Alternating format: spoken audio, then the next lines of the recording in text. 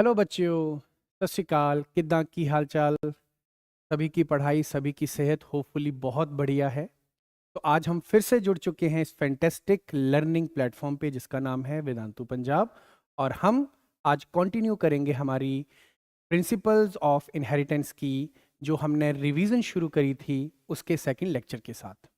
मेरा नाम है doctor Atul Bhardwaj, master teacher biology at Vedantu learning centre Patiala. तो हमने लास्ट क्लास में इस चैप्टर का हाफ पोर्शन कंप्लीट कर लिया था। हमने लास्ट क्लास में यहाँ पर एंड किया था मल्टीपल एलेलिज्म, को डोमिनेंस एंड इनकम्प्लीट डोमिनेंस। आज हम आगे कंटिन्यू करेंगे। आपके लिए ये लेक्चर्स बहुत इंपॉर्टेंट है। अगर आप +2 बोर्ड्स की तैयारी कर रहे हैं, इवन आप नीट के लिए भी तैयारी कर रहे हैं, तब भी आपके लिए ये लेक्चर बहुत इंपॉर्टेंट है। तो आप लेक्चर को शेयर करें और वेदांतु पंजाब चैनल को सब्सक्राइब करें सो दैट हम मैक्सिमम स्टूडेंट्स तक ये इंफॉर्मेशन पहुंचाएं। Let's begin with the session. तो बच्चों, हम मेंडेलियन जेनेटिक्स के बारे में डिटेल बात कर चुके थे। हम पोस्ट मेंडेलियन के कुछ सेक्शन को कंप्लीट कर चुके थे। Now we are going to start with the next part, that is linkage, crossing over and इससे रिलेटेड आगे के कंपोनेंट्स। सो जैसे ही हम मेंडलिज्म पढ़ लेते हैं, उसके बाद हमें यह पता चलता है कि मेंडल के जीते जी हमने पढ़ा था, मेंडल ने इन 7 सालों में अपना काम किया था। 1856 से 1863, तो इन 7 सालों में उन्होंने अपना काम किया। उसके बाद इन्होंने अपना काम लोगों को कम्युनिकेट तो किया, बट इनकी डेथ 1884 में हो गई। 1900 तक इनका काम रिकॉग्नाइज किया ही नहीं गया। उसके बहुत सारे रीजन से, जो रीजंस एनसीईआरटी में मेंशन और जो इंपॉर्टेंट है, let's talk about them one by one. पहली चीज, उस टाइम पे कम्युनिकेशन इतनी इजी नहीं थी। ये इंटरनेट का जमाना तो था ही नहीं। और जैसे मैंने बताया था, मेंडल किसी साइंटिफिक कम्युनिटी से बिलोंग नहीं करते थे, किसी यूनिवर्सिटी में नहीं थे, किसी रिसर्च लेबोरेटरी में नहीं थे, तो उनका काम लोगों तक पहुंच ही नहीं पाया। उन्होंने अपने जो कंक्लूजन्स दिए थे वो एक लोकल जर्नल में पब्लिश किए थे, तो लोगों तक वो कम्युनिकेट हो ही नहीं पाए। नंबर 1। नंबर 2, उन्होंने जो कंसेप्ट दिया था फैक्टर्स का, जीन्स का, दैट कुछ तो है जो पेरेंट्स से नेक्स्ट जनरेशन, उनसे नेक्स्ट जनरेशन में पास होते हैं, जिसको उन्होंने बोला था फैक्टर्स, और इनमें कोई भी चेंजेस नहीं आते हैं। दीज यूनिट्स आर स्टेबल, ऐसा उन्होंने मेंशन किया था। इस चीज के साथ लोग एग्रीमेंट में नहीं थे। उन्होंने बोला भैया आसपास देखिए कितनी सारी वेराइटी है, कितनी सारी इंटरमीडिएट फॉर्म है। तो जो जिस स्टेबल यूनिट के बारे में वो बात कर रहे थे, इस चीज से लोग एग्री नहीं करते थे कि कभी भी कैरेक्टर के बीच में मिक्सिंग नहीं होती थी। ये जो उनके कंटेम्परेरीज थे वो एग्री नहीं कर पाए। तीसरा, मेंडल पहले थे जिन्होंने बायोलॉजी के या जेनेटिक्स के इन बेसिक फंडास को समझाने के लिए mathematics, mean, probability, median, stats का इस्तेमाल किया। तो अपने रिजल्ट्स को मैथ्स के थ्रू समझा रहे थे। तो आप समझिए ना, उस टाइम पे ये जमाना था ही नहीं, लोगों को बायोलॉजी ढंग से समझ नहीं आ रही थी। ये व्यक्ति बायोलॉजी को मैथ्स का बेसिक लगा के समझा रहे थे, जो लोगों के लिए बिल्कुल नया था। साइंटिस्ट इस चीज को समझ ही नहीं पा रहे थे। देखिए, mathematics to explain biological phenomena, जो बिल्कुल नया था और अनएक्सेप्टेबल था। चौथा, मेंडल किसी भी तरीके से कोई फिजिकल प्रूफ प्रोवाइड नहीं कर पाए। वो बोल रहे थे कुछ तो है पेरेंट्स के पास स्टेबल, जिसको उन्होंने फैक्टर बोला, बट वो स्टेबल जो यूनिट है वो कहाँ प्रेजेंट है, उसकी फिजिकल प्रेजेंस के बारे में कोई बात नहीं हो पाई। इसलिए लोग इस चीज से एग्री नहीं कर पाए। पांचवा, लोग कहते हैं, लिटरेचर ये कहता है कि मेंडल बहुत ज्यादा वैसे भी एग्रेसिव थे ही नहीं। जैसे आपने मान लीजिए कोई रिसर्च करी, तो आप लोगों को बढ़ा चढ़ा के बताओगे कि मैंने ये किया वो किया, नहीं, इनका नेचर ऐसा था ही नहीं। ये खुद भी बहुत ज्यादा स्ट्रांगली इस चीज के ऊपर एफर्ट नहीं डाल रहे थे। एक और बहुत इंपॉर्टेंट कारण, जिन दिनों में मेंडल ने काम किया, इन सालों में, इनसे बिल्कुल कुछ समय पहले डार्विन ने अपनी थ्योरी दी थी एवोल्यूशन की, थ्योरी ऑफ नेचुरल सिलेक्शन। वो जो किताब बहुत फेमस थी, ओरिजिन ऑफ स्पीशीज। तो उस समय पे जितनी भी साइंटिफिक कम्युनिटी थी थ्रू आउट द वर्ल्ड, वो डार्विन के काम पे बहुत ज्यादा फोकस कर रही थी। because Darwin was talking about changes. Mendel was talking about the molecule responsible for that changes. Obviously इनका जो काम था, 7वां पॉइंट में मेंशन करूंगा, वो उस समय के हिसाब से काफी एडवांस था. ऑब्वियसली जब एडवांस बात हो रही है लोगों को ये चीजें समझ आएंगी ही नहीं. डन. फिर हमने बताया कि 1700 के 1900 के आसपास आते आते 3 साइंटिस्ट का मैंने नाम मेंशन किया था. 1900s के आसपास आके इनके काम को रीडिस्कवर किया गया. ह्यूगो डी वरीस, कार्ल कॉरेंस एंड ट्रेशनमार्क. दोबारा से इनके कामों को पढ़ा.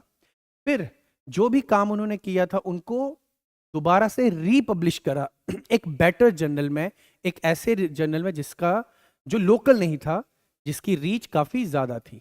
तब जाके मेंडल के काम को रीइन्वेंट किया गया. डन. अब हम बात करते हैं chromosome theory of inheritance. Sutton and Boveri, ये 2 साइंटिस्ट हैं जिनका जिक्र किया जाता है. सटन एंड बोवेरी, ये मेंशन किया हुआ है.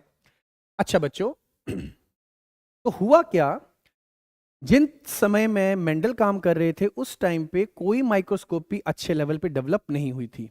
बट 1900s आते आते माइक्रोस्कोपी की फील्ड में एडवांसमेंट हुई. सेल दिखा, सेल के अंदर न्यूक्लियस दिखा और न्यूक्लियस के अंदर क्रोमोसोम दिखे और क्रोमोसोम की मूवमेंट्स पढ़ी गई. मतलब जब मैं गैमीट्स बनाऊंगा, मेरी बॉडी में स्पर्मेटोजेनेसिस होगी, obviously diploid number of chromosome किस में कन्वर्ट होगा, हैप्लॉइड. मियोसिस होगी, तो मियोसिस के दौरान क्रोमोसोम की मूवमेंट्स पढ़ी जाने लगी. और जब क्रोमोसोम की मूवमेंट को पढ़ा गया सटन और बोवेरी के द्वारा, तो उन्होंने पाया कि जिस तरह से मेंडल बोल रहे थे कि मेरे फैक्टर एक जनरेशन से दूसरी जनरेशन में मूव करते हैं, बिल्कुल उसी तरह की मूवमेंट कौन शो करते हैं, chromosomes.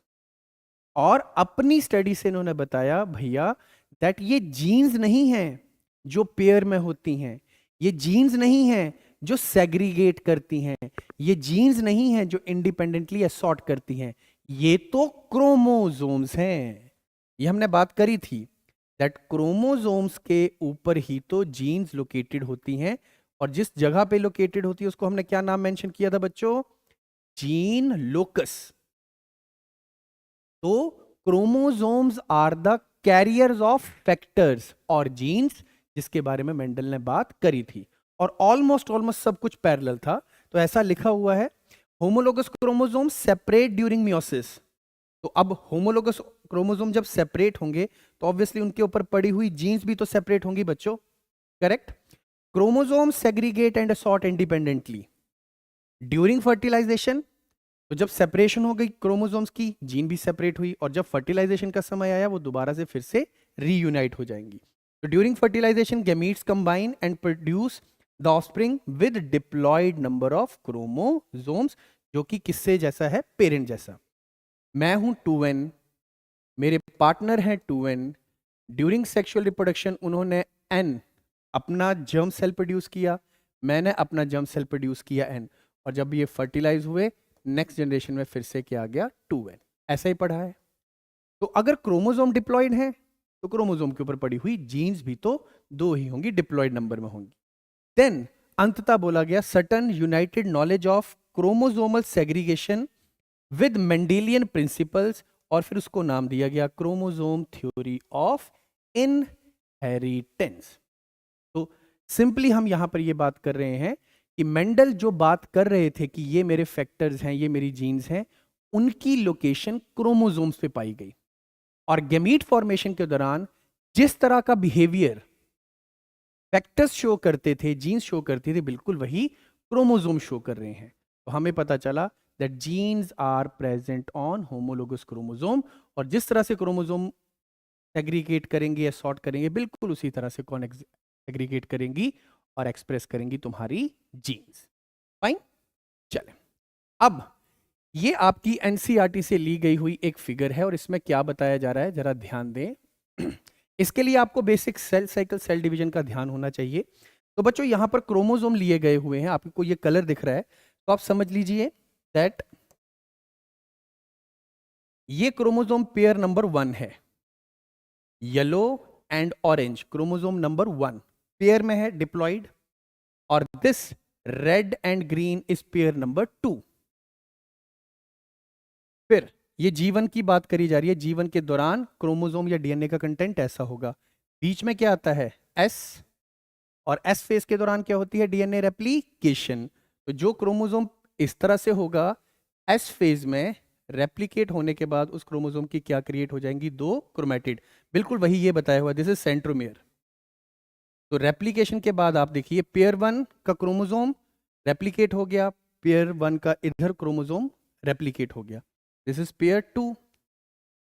This is meiosis 1 of anaphase, anaphase of meiosis 1। तो आप जानते हैं एनाफेज के दौरान क्या होता है, मियोसिस की एनाफेज के दौरान क्या होता है, मियोसिस 1 के दौरान ये जो होमोलोगस क्रोमोसोम है जो रेप्लिकेट हुए थे, दे गेट सेपरेटेड। तो ये देखिए पेयर 1 का ये मेंबर, पेयर 1 का ये मेंबर एक दूसरे से अलग हो गए। सेम पेयर 2 का ये मेंबर, पेयर 2 का ये मेंबर एक दूसरे से क्या हो गए, सेपरेट।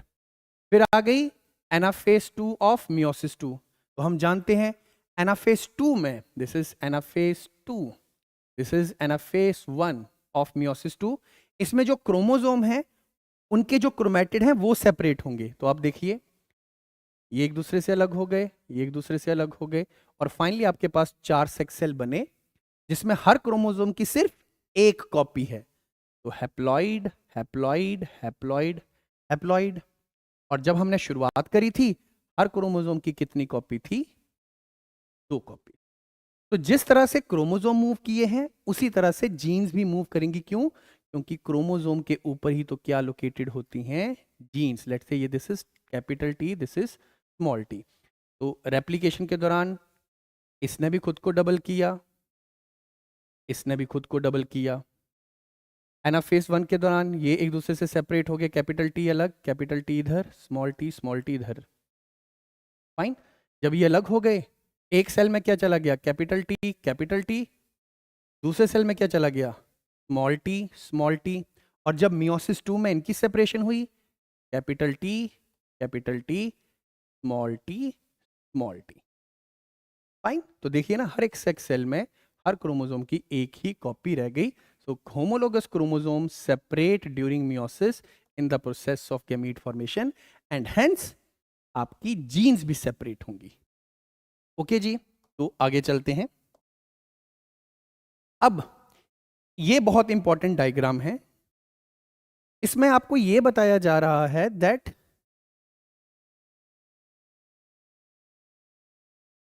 जब आप बात करते थे लॉ ऑफ इंडिपेंडेंट असॉर्टमेंट की, दैट एक pair of factor which is controlling the expression of one particular character is independent to another.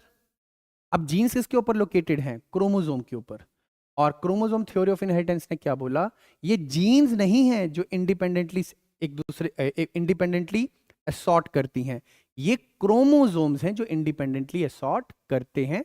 और अगर क्रोमोसोम इंडिपेंडेंटली असॉर्ट करते तो उनके ऊपर पड़ी हुई जीन्स भी इंडिपेंडेंटली असॉर्ट करेंगी। अब यहां पर इंडिपेंडेंट असॉर्टमेंट का मतलब बताया हुआ है, ध्यान दें ये बहुत इंपॉर्टेंट डायग्राम है, बच्चों को ये समझ नहीं आता है, ध्यान दीजिएगा, शाबाश बच्चों। तो 2 पॉसिबिलिटीज ली गई हुई हैं और ये बिल्कुल वैसे ही क्रोमोसोम, ठीक है। तो बच्चे this is your pair 1, sorry, this is your pair 1 जिसमें ये क्रोमोसोम, ये chromosome, this is your pair 2। एक मिनट जरा कर लेते हैं यूज, यस। तो आप देखिए पहले केस में क्या लिया जा रहा है, ये पहला केस है मियोसिस 1 के दौरान क्या हुआ, जो क्रोमोसोम नंबर 1 है वो ये वाला है, homologous 1। This is chromosome number 2 pair. अब जब ये एक दूसरे के साथ एनाफेज 1 में मेटाफेज प्लेट 1 पे जब अपने आप को अरेंज करते हैं, इनकी अरेंजमेंट इंडिपेंडेंट हो सकती है। पहले केस में देखिए, लेट्स से मैं ऑरेंज वाले को मेंशन करता हूं, ये पापा की तरफ से आया था क्रोमोसोम और ये मदर की तरफ से आया था क्रोमोसोम। लेट्स से ये पापा की तरफ से आया था क्रोमोसोम और ये मदर की तरफ से आया था। फाइन। तो एक केस ये हो सकता है कि फादर वाला क्रोमोसोम दोनों एक तरफ चले जाएं, मदर वाले क्रोमोसोम दोनों एक तरफ चले जाएं। या फिर ऐसे हो सकता है केस 2, फादर वाला क्रोमोसोम और मदर वाला क्रोमोसोम एक तरफ आ जाए, ये मदर वाला, और यहां मदर वाला क्रोमोसोम और फादर वाला क्रोमोसोम एक तरफ आ जाए। तो जब आपके क्रोमोसोम्स अपने आप को अलाइन करते हैं मेटाफेस प्लेट पे, let's say this is pair 1 और दूसरा chromosome pair, let's say this is chromosome pair 2, fine, father वाली कॉपी, फादर वाली कॉपी, मदर वाली कॉपी, मदर वाली कॉपी, फादर वाली कॉपी, फादर वाली कॉपी, मदर वाली कॉपी, मदर वाली कॉपी। या तो ऐसे अरेंजमेंट हो सकती है या फिर ऐसा हो सकता है ये वाला क्रोमोसोम ऐसे ही लगे, फादर वाला पार्ट ऊपर, मदर वाला नीचे, और ये ऐसे हो जाए। अगर ऐसे हो जाएगा तो हमारे पास क्या कॉम्बिनेशन आएगा, जरा ध्यान दें। यस, एंड इस तरफ मैं कलर डिफरेंट यूज नहीं कर रहा हूं, कलर मैं सेम ही यूज कर रहा हूं, बस मैं मेंशन कर दूंगा दैट दिस इज फादर वाली कॉपी, फादर वाली कॉपी, मदर वाली कॉपी, मदर वाली कॉपी, या फिर उल्टा हो जाए, मदर वाली कॉपी, मदर वाली copy, father and father, reverse. यहां पर भी वही चीज बताई हुई है, अलग अलग कलर्स यूज करके। तो अगर ऐसा हुआ, इस केस में देखें तो क्या होगा, जब आगे 4 जर्म सेल्स पैदा होंगे मियोसिस 2 के दौरान, 4 सेक्स सेल प्रोड्यूस होंगे, तो देखिए जर्म सेल में क्रोमोसोम नंबर या क्रोमोसोम का टाइप कैसे गया। Yes, father father, father father, mother mother mother mother. हर एक सेक्स सेल में क्रोमोसोम नंबर 1 की कॉपी भी फादर वाली, क्रोमोसोम नंबर 2 की कॉपी भी फादर वाली, फादर वाली, फादर वाली, मदर वाली, देन मदर। अगर आप इधर आएंगे तो आप क्या देखेंगे, क्रोमोसोम नंबर 1 की कॉपी फादर वाली गई है, बट क्रोमोसोम नंबर 1 की कॉपी यहां पर मदर वाली। ये देखिए, मदर फादर, मदर फादर। तो इट डिपेंड्स अपॉन क्रोमोसोम अपने आप को मेटाफेज के दौरान कैसे अलाइन करते हैं, और इनकी अलाइनमेंट जो है वो बिल्कुल इंडिपेंडेंट है। और जितनी डिफरेंट नंबर, ये तो हमने सिर्फ 2 क्रोमोसोम पेयर लिए, हमारे पास कितने हैं बच्चों, 23 पेयर ऑफ क्रोमोसोम। तो आप खुद सोच के देख लिए कितने रैंडम कॉम्बिनेशन बनेंगे। क्रोमोसोम अपने आप को मेटाफेज प्लेट पे ऐसे या ऐसे रैंडमली जैसे मर्जी अरेंज कर सकता है। तो इन्होंने हमारे पास 2 केसेस बना के बताए और बताया कि लेट्स से अगर ये वाला केस आता है, जर्म सेल्स में क्रोमोसोम की टाइप अलग होगी, और अगर क्रोमोसोम की जो अरेंजमेंट है वो ऑपोजिट हो जाए, यहां पर पहले ग्रीन है उस डायग्राम में, यहां क्या है रेड, अगर ये बिल्कुल ऑपोजिट हो जाए तो हमारे पास जो गैमीट्स बनेंगे उनमें क्रोमोसोम की टाइप अलग होगी। और बच्चों अगर क्रोमोसोम की टाइप अलग होगी तो ऑब्वियसली जीन की टाइप भी अलग अलग होगी ही होगी। Correct? So this is, in this diagram, in this figure, they are explaining that it is the chromosome that segregate independently। और ये independent assortment का एक उन्होंने तरीका बताया है using 2 pair of chromosome. Fine, चलो आगे चलते हैं। अब जो क्रोमोसोम थ्योरी ऑफ इनहेरिटेंस दी गई सटन और बवेरी के द्वारा, उसको एक्सपेरिमेंटली प्रूव किया गया एक और महान जेनेटिक्स के साथ related scientist T.H. Morgan, Thomas Hunt Morgan. इनको फादर ऑफ एक्सपेरिमेंटल जेनेटिक्स बोला जाता है। इनको अपने काम के लिए नोबेल प्राइज भी मिला। इन्होंने बहुत सारे ऐसे फंडास, बहुत सारे ऐसे फिनोमिनास हमें बताए जो मेंडल बात ही नहीं कर पाए थे। मैं कुछ नाम लेता हूं। लिंकेज, लिंकेज के बारे में इन्होंने बात करी। आज इसको आप क्रॉसिंग ओवर बोलते हैं, रिकॉम्बिनेशन, उनके बारे में इन्होंने बात करी।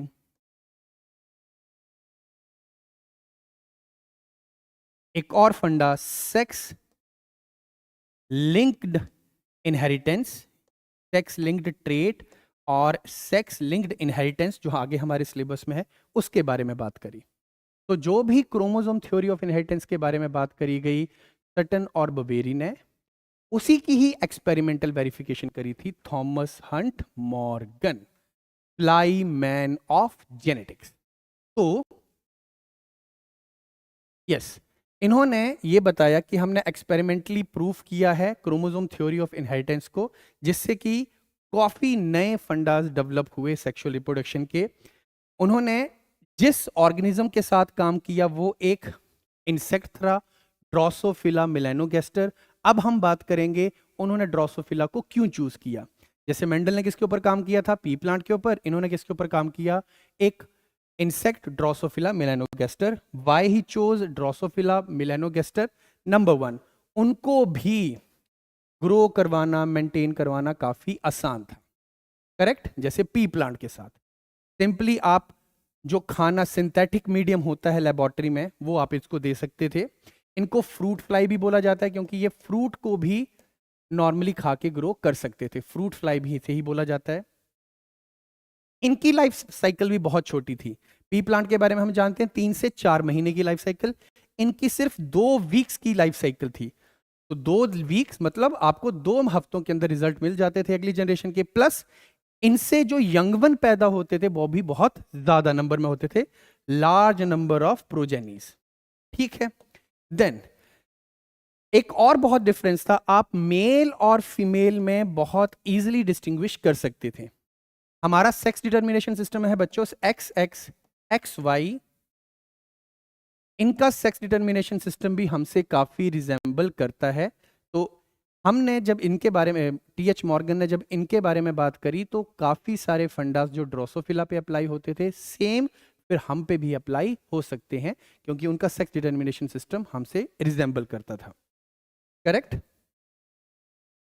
दूसरा, जब भी हम कोई एक्सपेरिमेंटेशन करते हैं हमारे लिए रिजल्ट्स इंपॉर्टेंट हैं। तो रिजल्ट किसके ऊपर चेक करने थे, इसी इंसेक्ट के ऊपर, और इसको अंडर लाइट माइक्रोस्कोप, बहुत जो लोअर लेवल के माइक्रोस्कोप होते जिनकी मैग्निफिकेशन बहुत ज्यादा नहीं होती, उस पे भी हो जाता था। अब हम बात करेंगे इनके द्वारा दिए गए हुए फंडास, लिंकेज एंड रिकॉम्बिनेशन पे। सबसे पहले हम बात करते हैं व्हाट इज लिंकेज और व्हाट आर लिंक्ड जीन्स। मैं पिछली क्लास में भी मेंशन कर रहा था बच्चों आपको, अगर आप बोलते हैं मेंडल का लॉ ऑफ इंडिपेंडेंट असॉर्टमेंट है, law of independent assortment linked genes पे अप्लाई नहीं हो सकता। तो ये सारा का सारा हिस्सा जो हमने कल शुरू किया था, मल्टीपल एलिलिज्म, को डोमिनेंस, इनकम्प्लीट डोमिनेंस और ये सारी चीजें, they R post Mendelian genetics के पार्ट। अगर जीन्स लिंक्ड हैं, व्हाट आर लिंक्ड जीन्स? ये रहा आपके पास कोई एक क्रोमोसोम, लेट्स से ये आपका क्रोमोसोम नंबर 1 है।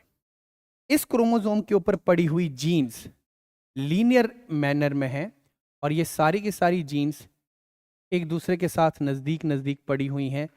अगर जीन्स एक ही क्रोमोसोम पे हैं तो हम बोलेंगे ये जीन्स क्या हैं, लिंक्ड जीन्स। और अगर जीन्स एक ही क्रोमोसोम पे हैं तो they have the natural tendency to pass as it is to the next generation. अगर आपकी जीन्स के बीच में बहुत ज्यादा डिस्टेंस है तो हम बोलेंगे लिंकेज की स्ट्रेंथ कम है, लेस लिंक्ड या strength of linkage is less. जैसे मैंने ये 2 जीन्स बनाई, लेट्स से ये कैपिटल टी, लेट्स से ये capital R, capital T and capital R are linked, but इन दोनों के बीच में गैप काफी ज्यादा है तो मैं बोलूंगा लिंकेज की स्ट्रेंथ उतनी ज्यादा नहीं है। एक केस अगर मैं ये बनाऊं तो मैं इसमें क्या मेंशन करूंगा, कैपिटल टी कैपिटल आर, अब मैं बोलूंगा जीन्स आर मोर लिंक्ड। तो जितना डिस्टेंस 2 जीन्स के बीच में कम होगा हम बोलेंगे लिंकेज की स्ट्रेंथ उतनी ही ज्यादा है। और लिंकेज ये इंपॉर्टेंट है, strength of linkage is inversely proportional to distance between the genes. Means more is distance, lesser will be the linkage, or it is also inversely proportional to the chances or frequency of recombination, crossing over. तो linkage और crossing over का जो relation है that is inverse. जितनी ज्यादा jeans linked होंगी उनके cross over होने के चांसेस कम होंगे। कैसे, देखें, मैं केस 1 बनाता हूं जिसमें मैं मेंशन कर रहा हूं दैट जीन्स बहुत ज्यादा स्ट्रांगली लिंक्ड हैं, साथ साथ पड़ी हुई हैं। तो देखें, ये मेरे पास एक पेयर ऑफ क्रोमोसोम है, फाइन। इस क्रोमोसोम पे मेरे पास ये जीन्स हैं, लेट्स से ये capital T, small T, capital R, small R, ऐसे मैंने मेंशन कर दिया। तो कैपिटल टी, कैपिटल आर बहुत नजदीक नजदीक हैं, जीन्स आर लिंक्ड। अच्छा बच्चों, जब गैमीट बनाने की बारी आती है, हमें पता है क्या होता है, डीएनए रेप्लिकेशन होगी और ये क्रोमोसोम अपना क्या बनाएंगे, सिस्टर क्रोमैटिड्स। तो ये आ गया सिस्टर क्रोमैटिड इस क्रोमोसोम का, ये आ गया सिस्टर क्रोमैटिड इस क्रोमोसोम का, फाइन। अच्छा, genes capital T, capital T, capital R, same यहां पर small T, small R, small T, small R. अब हम इनके बारे में बात नहीं हो रहा, हम इन दोनों के बारे में बात नहीं कर रहे, हम कैपिटल टी, कैपिटल आर के बारे में बात कर रहे हैं, या स्मॉल टी, स्मॉल आर के बारे में बात कर रहे हैं। ये काफी स्ट्रांगली लिंक्ड हैं। अब जब गैमीट बनते हैं बच्चों, मैंने तुम्हें बताया था क्रॉसिंग ओवर नाम का फिनोमिनन मेंडल ने देखा ही नहीं, पढ़ा ही नहीं, बट हम जानते हैं जब भी गैमीट्स बनेंगे मियोसिस 1 के दौरान, पैकेटीन के दौरान क्रॉसिंग ओवर होगी ही होगी। और क्रॉसिंग ओवर का मतलब क्या होता था, इसका कुछ हिस्सा टूट के, मतलब इस क्रोमैटिड से कुछ हिस्सा कट के यहां पर जाएगा और यहां से कुछ हिस्सा इसमें एक्सचेंज हो जाएगा, physical exchange. What was crossing over? Physical exchange between non sister chromatids of a homologous chromosome, fine. अब अगर ये जीन्स बहुत ज्यादा लिंक्ड हैं, तो जब भी क्रॉसिंग ओवर हो रही है, बहुत कम चांस है कि ये एक दूसरे से अलग हो जाएं। जैसे इस केस में देखिए, लेट्स से अगर क्रॉसिंग ओवर हुई भी, ये दोनों इतनी नजदीक थी कि ये दोनों की दोनों एज इट इज यहां, और कैपिटल टी, कैपिटल आर दोनों की दोनों यहां चली गई। तो आप देखेंगे एज ए रिजल्ट जो गैमीट बनेंगे उनमें कोई चेंज आएगा ही नहीं। गैमीट विल बी लाइक, ध्यान दीजिएगा, capital T, capital R, small T, small R. Yes, capital T, capital R, small T, small R, यही हुआ। तो जितनी ज्यादा नजदीक पड़ी हुई थी जीन्स, उतने ज्यादा क्रॉसिंग ओवर के चांसेस कम और नए कॉम्बिनेशन बनने के चांसेस कम। ये देख लीजिए, capital T, small T, small R. बेटा जी, ये तो पेरेंटल कॉम्बिनेशंस हैं। सिंपल सी बात अपने आप ध्यान रखिए, अगर जीन्स के बीच में लिंकेज ज्यादा है तो क्रॉसिंग ओवर के चांसेस कम होंगे। जैसे ये केस लिया हमने, जीन्स काफी ज्यादा नजदीक नजदीक थी, फाइन बच्चा मेरे। अब हम केस 2 लेते हैं, जहां पर हम बोलेंगे कि जीन्स उतनी ज्यादा लिंक्ड नहीं है, उनके बीच में डिस्टेंस काफी है। तो आए केस 2, जिसमें हम बोल रहे हैं लिंकेज उतनी ज्यादा स्ट्रांग नहीं है। तो ये रहा मेरे पास क्रोमोसोम, वैसी जीन बनाते हैं जो पहले लिखा। Yes, capital T, capital R, small T, small R. During S phase DNA replication हुआ मेरे बच्चे। यस, ये होमोलोगस है ना, याद रखना होमोलोगस। तो capital T, capital R, capital T, capital R, small T, small R, small T, small R. अब जीन्स बहुत दूर हैं एक दूसरे से, और अगर क्रॉसिंग ओवर हो रही है, क्रॉसिंग ओवर होती ही है, जरूरी नहीं है इसी सेगमेंट में होगी, बट क्रॉसिंग ओवर तो होगी होगी जब भी गैमीट्स बनेंगे। तो जीन्स जब एक दूसरे से बहुत दूर हैं, लिंकेज की स्ट्रेंथ कम है, तो चांस है कि ये स्मॉल आर यहां, कैपिटल आर यहां एक्सचेंज हो जाए। और ऐसा होने की वजह से आपके पास जो गैमीट बनेंगे वो क्या होंगे, capital R, capital T containing ये वाला, कैपिटल टी, स्मॉल आर ये वाला, कैपिटल टी, स्मॉल आर यहां आ गया, small T, capital R, small T यहां है, कैपिटल आर यहां आ गया, और स्मॉल टी, स्मॉल आर। बच्चों देखिए जरा law of independent assortment dihybrid cross, capital R, capital Y, capital R, small Y, small R, capital Y, small R, small Y, ये उसके साथ लिंक नहीं कर रहा है। तो देखिए ना आप, अगर जीन्स लिंक्ड नहीं हैं, तब हमारे पास नए कॉम्बिनेशंस बनेंगे।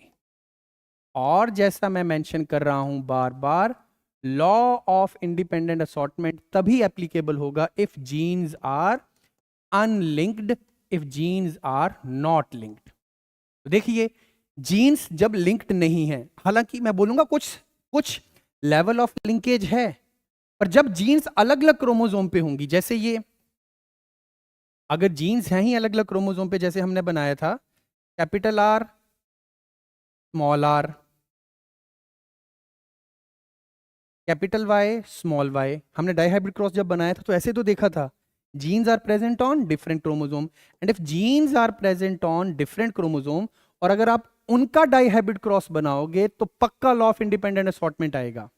But if genes are present on same chromosome, they are linked, तो चांसेस हैं इंडिपेंडेंट असॉर्टमेंट ना हो, क्योंकि जीन्स में कुछ लेवल ऑफ लिंकेज होगी। If genes are present on different chromosome, they are not linked, and if they are not linked, तब जाके इंडिपेंडेंट असॉर्टमेंट हो पाएगी। तो linkage and crossing over are opposite phenomena. Linkage की strength उतनी ज्यादा होगी जितना डिस्टेंस कम होगा। मोर इज लिंकेज, इसका मतलब उन दोनों के बीच में, जीन्स के बीच में डिस्टेंस उतना ही कम है। और अगर मैं बोलूं रिकॉम्बिनेशन, बच्चे रिकॉम्बिनेशन का चांस फ्रीक्वेंसी उतनी ही ज्यादा होगी अगर उनके बीच का डिस्टेंस ज्यादा होगा। ये है समरी हमारे पास। ये चीज मॉर्गन और उनके कलीग्स ने मेंशन किया। उन्होंने रिकॉम्बिनेशन फ्रीक्वेंसीज मेजर कर करके जीन्स की लोकेशन मेंशन करी क्रोमोसोम के ऊपर। हमारे समझने के लिए ये सबसे इंपॉर्टेंट है कि Y linked genes are not showing independent assortment. अब हमारी एनसीईआरटी में बच्चों ये एक फिगर दिया हुआ है, मैं गारंटीड लेता हूं अगर 100 बच्चा नीट की तैयारी कर रहा है तो 70-80% को ये पता ही नहीं है इसमें है क्या दिया हुआ, क्योंकि this figure, this diagram is not self explainable. You need someone जो कि आपको इसको ढंग से एक्सप्लेन करे। ऑब्वियसली मेरा ये क्विक रिवीजन शॉर्ट चल रहा है तो मैं बहुत ज्यादा डिटेल नहीं दे पाऊंगा, बट मैं आपको हल्का हल्का आइडिया देता हूं क्या इन्होंने मेंशन किया हुआ है। बेटा जो क्रॉस 1 है, this is about genes which are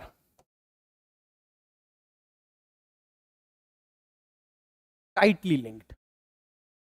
पहला केस है टाइटली लिंक्ड जीन्स का। Genes are very close to each other.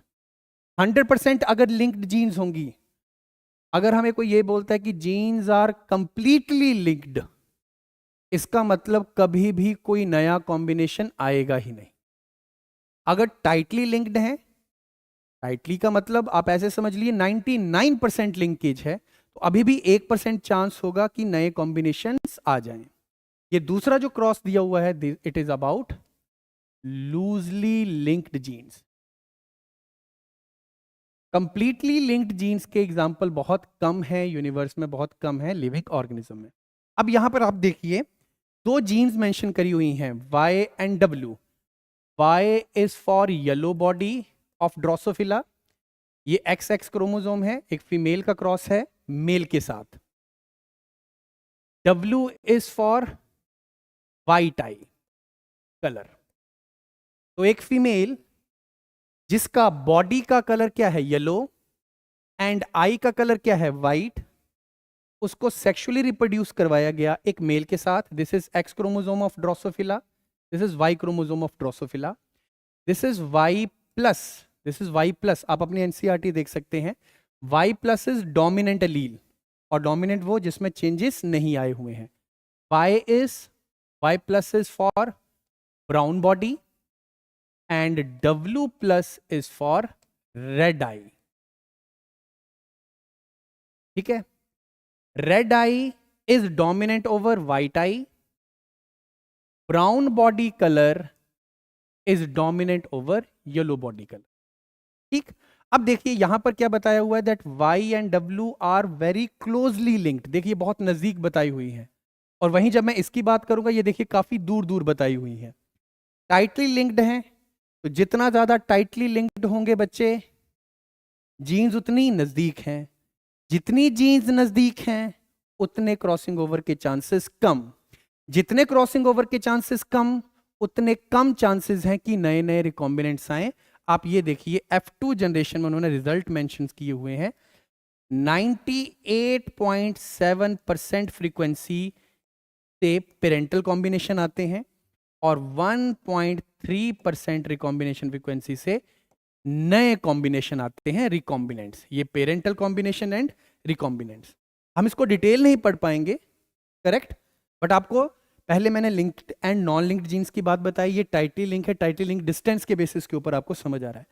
तो एक फीमेल जिसकी येलो बॉडी और व्हाइट आई थी, उसको क्रॉस किया गया मेल के साथ ब्राउन बॉडी एंड रेड आई। तो आपने F1 में देखा, जो फीमेल है उसमें ये करेक्टर पास हो गया, उसमें ये करेक्टर पास हो गया। ये देखिए वाइल्ड टाइप आ गया ना, वाइल्ड माने डोमिनेंट टाइप, और डोमिनेंट अगर एक भी है तब भी अपना एक्सप्रेशन शो कर जाएगा। तो आपने यहां देखा मेल का करेक्टर पेरेंट का फर्स्ट जनरेशन के फीमेल में पास हो गया, और फीमेल का करेक्टर या ट्रेट F1 के मेल में पास हो गया। आप देख रहे हैं क्रिस क्रॉस इनहेरिटेंस, आगे हम पढ़ेंगे सेक्स लिंक्ड इनहेरिटेंस, ये उसका भी एग्जांपल है। और ये F2 की आप देखेंगे बात, तो देखिए पेरेंटल 98%, रिकॉम्बिनेंट 1.3%। अब आप यहां आए, yes W is again for,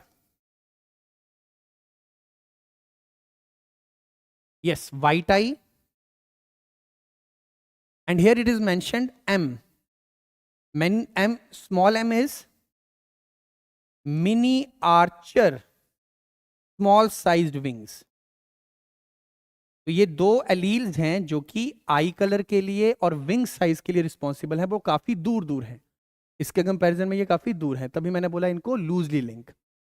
और वाइल्ड टाइप ये रेड आई, और M प्लस जो दिया हुआ है W plus red eye, M plus is normal sized wings. तो इसका मतलब ये हुआ normal is dominant over miniature and red eye is obviously dominant over white eye. यहां पर जब क्रॉस करवा के देखा वैसा ही हुआ, ये एक फीचर यहां गए, ये फीचर यहां गए, ये क्रिस क्रॉस इनहेरिटेंस का भी एक एग्जांपल है। और जब आप F2 पे जाएं रिजल्ट्स देखें, तो जीन्स बहुत ज्यादा लिंक नहीं थी, लिंकेज की स्ट्रेंथ काफी कम थी। तो आपने क्या पाया, पेरेंटल करेक्टर्स या पेरेंटल ट्रेट कम हो गए, 62.8% फ्रीक्वेंसी से पेरेंटल आए, और वेयर एज रिकॉम्बिनेंट के चांसेस बढ़ गए, 37.2% फ्रीक्वेंसी से नए कॉम्बिनेशन आए। तो आपको इस डायग्राम से समरी की फॉर्म में बस ये समझना है कि जितनी ज्यादा लिंक्ड जीन्स होंगी उतने कम चांसेस ऑफ रिकॉम्बिनेंट के, जितनी दूर दूर जीन्स होंगी, जितनी कम लिंकेज होगी, उतने ज्यादा रिकॉम्बिनेशन के चांसेस ज्यादा। फाइन, होपफुली ये आपके लिए क्लियर हुआ होगा। अदरवाइज इसको अकेले को करवाना हो तो it will take at least 1 complete lecture, अगर मुझे इस डायग्राम को कंप्लीट बताना हो। So linkage results of 2 hybrid cross conducted by Morgan, ये 2 हाइब्रिड डाई हाइब्रिड क्रॉस करवाए गए। उन्होंने बताया linkage and recombination are directly dependent on distance between pair of genes on same chromosomes. तो लिंकेज जितना डिस्टेंस कम, लिंकेज ज्यादा। Recombination जितना डिस्टेंस ज्यादा है, उतने रिकॉम्बिनेशन के चांसेस ज्यादा। ये देखिए, करेक्ट जी। चलो आगे चलते हैं, सेम वही क्रॉस मेंशन किया हुआ है। फाइन, तो this is for,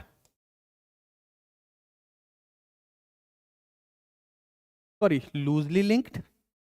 This is for loosely linked.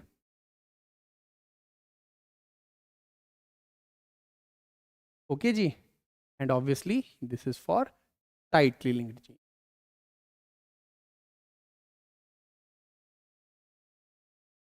Done, चलो आगे चलते हैं। यस, अब हम पहले लिंकेज की बात करी, ये भी मेंडल के काम की एक्सेप्शन थी, नई बात थी। आपने क्रॉसिंग ओवर की बात करी, ये भी नई बात थी। अब हमारे एनसीईआरटी के सिलेबस में और NEET, obviously CBSE and NEET दोनों के सिलेबस में दो फंडास और दिए हुए हैं जो मेंडल के काम की एक्सेप्शन है। सबसे पहले है मेरे पास पॉलीजेनिक इनहेरिटेंस। पॉलीजेनिक इनहेरिटेंस क्या मतलब है? पॉली माने मैनी, जीन्स माने जीन। मेंडल के अनुसार क्या था? किसी भी कैरेक्टर के लिए with in an organism a gene, और जीन में ऑब्वियसली एक डोमिनेंट हो सकती है और एक रिसेसिव, ये रिस्पॉन्सिबल है, करेक्ट। बट जैसे जैसे जैसे जेनेटिक्स का एवोल्यूशन हुआ, आगे आगे आप बढ़े, आपने पाया आपकी बॉडी में या किसी लिविंग ऑर्गेनिज्म की बॉडी में ऐसे कैरेक्टर भी हैं जिनमें एक नहीं, दो नहीं, तीन या तीन से ज्यादा जीन्स रिस्पॉन्सिबल है, not alleles, please take care, not alleles, genes उससे ज्यादा हैं। इसके लिए एग्जांपल लिया गया है हमारे ह्यूमन स्किन कलर का, polygenic inheritance, when trait is governed by multiple independent genes, बच्चों जीन्स जिनका सिमिलर एंड एडिटिव इफेक्ट है किसी पर्टिकुलर ट्रेट पे। डन। अब इसमें क्या है, चलिए देखते हैं। जैसे बताया जाता है, लेट्स से कि हमारा जो स्किन कलर है, ह्यूमन स्किन कलर जो है वो 3 जीन्स से, 3 जीन्स, पॉलीजेनिक इनहेरिटेंस के लिए हमारा स्किन कलर लिया गया है 3 genes, A B and C regulate करती हैं। अब ये तीनों जीन्स इंडिपेंडेंट है, अलग अलग हैं, बट हर किसी का क्यूमुलेटिव इफेक्ट है, एडिटिव और क्यूमुलेटिव इफेक्ट। इसका क्या मतलब हुआ? देखो, आपने जो मेंडल की बात करी थी ना, वो था क्वालिटेटिव इनहेरिटेंस। क्वालिटेटिव माने आपके पास एक डोमिनेंट एलील होती थी, 2 होती थी, तब भी इफेक्ट सेम आता था। याद करो, टॉल, टॉल, ऐसा तो नहीं था कि एक कैपिटल टी से इतना टॉल, 2 कैपिटल टी से डबल ट्रिपल, ऐसे करते करते नहीं था ना। ये वो एग्जांपल है, इससे opposite. This is quantitative. Her dominant individual का, हर रिसेसिव इंडिविजुअल का अपना इंडिविजुअल इफेक्ट है। मान लीजिए अगर किसी और इंडिविजुअल में तीनों की तीनों जीन्स की डोमिनेंट एलील्स हैं, तो 3 जीन्स आप मेंशन कर सकते हो, या क्या मेंशन कर सकते हो, 6 alleles, and all of them are dominant. हर डोमिनेंट अपनी तरफ से एक पॉइंट ऑफ स्किन कलर को डार्क कर रही है। तो 1 डार्क, 1 डोमिनेंट, डार्क, डबल, 3, 4, 5, 6, हर एक का अपना अपना क्यूमुलेटिव इफेक्ट है। तो दिस इज वेरी डार्क। अगर किसी व्यक्ति का ये जीनोटाइप है, 6 की 6 एलील डोमिनेंट है, it is very very dark, इसको ही हम बोलते हैं निग्रो। अगर किसी के पास ये केस है कि सारी की सारी रिसेसिव हैं, इट इज वेरी लाइट, ऐसे केस को बोला जाएगा एल्बिनो। और अगर किसी के पास ऐसे है, ये 3 dark, 3 recessive, sorry 3 dominant, 3 recessive, तो 0% darkness, intermediate darkness, extreme darkness. और डार्कनेस का इंडिविजुअल इनपुट किसके द्वारा दिया जा रहा है? हर एक डोमिनेंट एलील के द्वारा। इसको हम बोलते हैं इंटरमीडिएट और म्यूलेटो। हर डोमिनेंट एलील का अपना इंडिविजुअल एडिटिव और क्यूमुलेटिव इफेक्ट है, और ये इस पे डिपेंड नहीं करेगा किसका डोमिनेंट।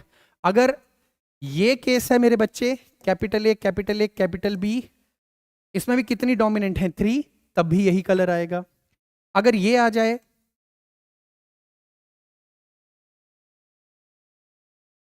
तब भी सेम, क्योंकि अभी भी कितनी है? 3 डोमिनेंट एलील। तो ये फर्क नहीं पड़ेगा मेरे बच्चा कि किसकी जीन की डोमिनेंट एलील है, नहीं, इट विल डिपेंड अपॉन कितनी डोमिनेंट है, करेक्ट। तो हर एलील का अपना इंडिविजुअल इफेक्ट है, इसलिए हमने बोला इट इज एडिटिव और cumulative effect, quantitative inheritance plus किसी एक ट्रेट के लिए दो नहीं दो से ज्यादा जीन्स रिस्पॉन्सिबल हैं, इसके लिए हमने क्या मेंशन कर दिया, polygenic inheritance.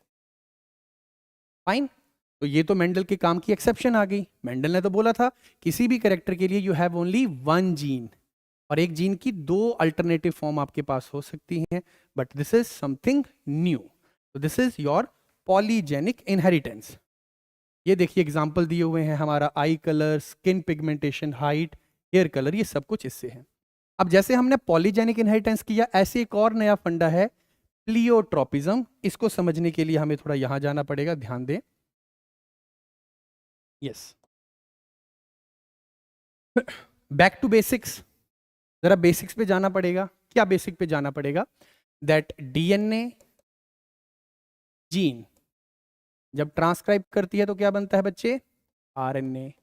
RNA, mRNA, tRNA, rRNA इकट्ठे काम करके क्या बनाता है, प्रोटीन ट्रांसलेशन। प्रोटीन ही तेरी बॉडी के क्या हैं, एंजाइम्स। और एंजाइम्स क्या होते हैं, जो किसी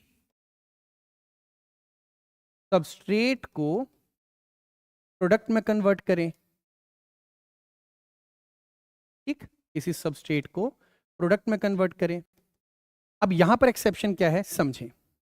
अकॉर्डिंग टू मेंडल क्या था, कोई एक जीन इस पूरी प्रोसेस में इन्वॉल्व होके एक प्रोडक्ट की फॉर्मेशन को इन्फ्लुएंस कर रही है, और एक पर्टिकुलर प्रोडक्ट किसी वन कैरेक्टर को या वन ट्रेट को इन्फ्लुएंस कर रहा है, वन कैरेक्टर को या वन ट्रेट को इन्फ्लुएंस कर रहा है।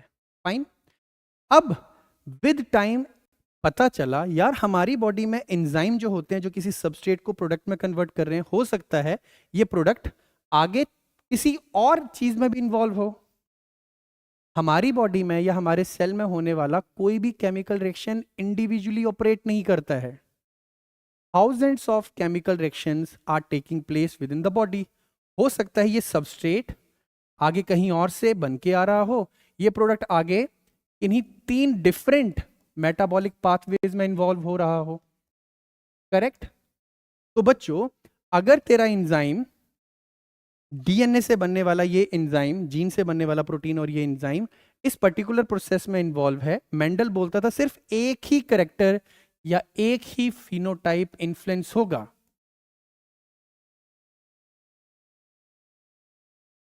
एक ही फिनोटाइप इन्फ्लुएंस होगा।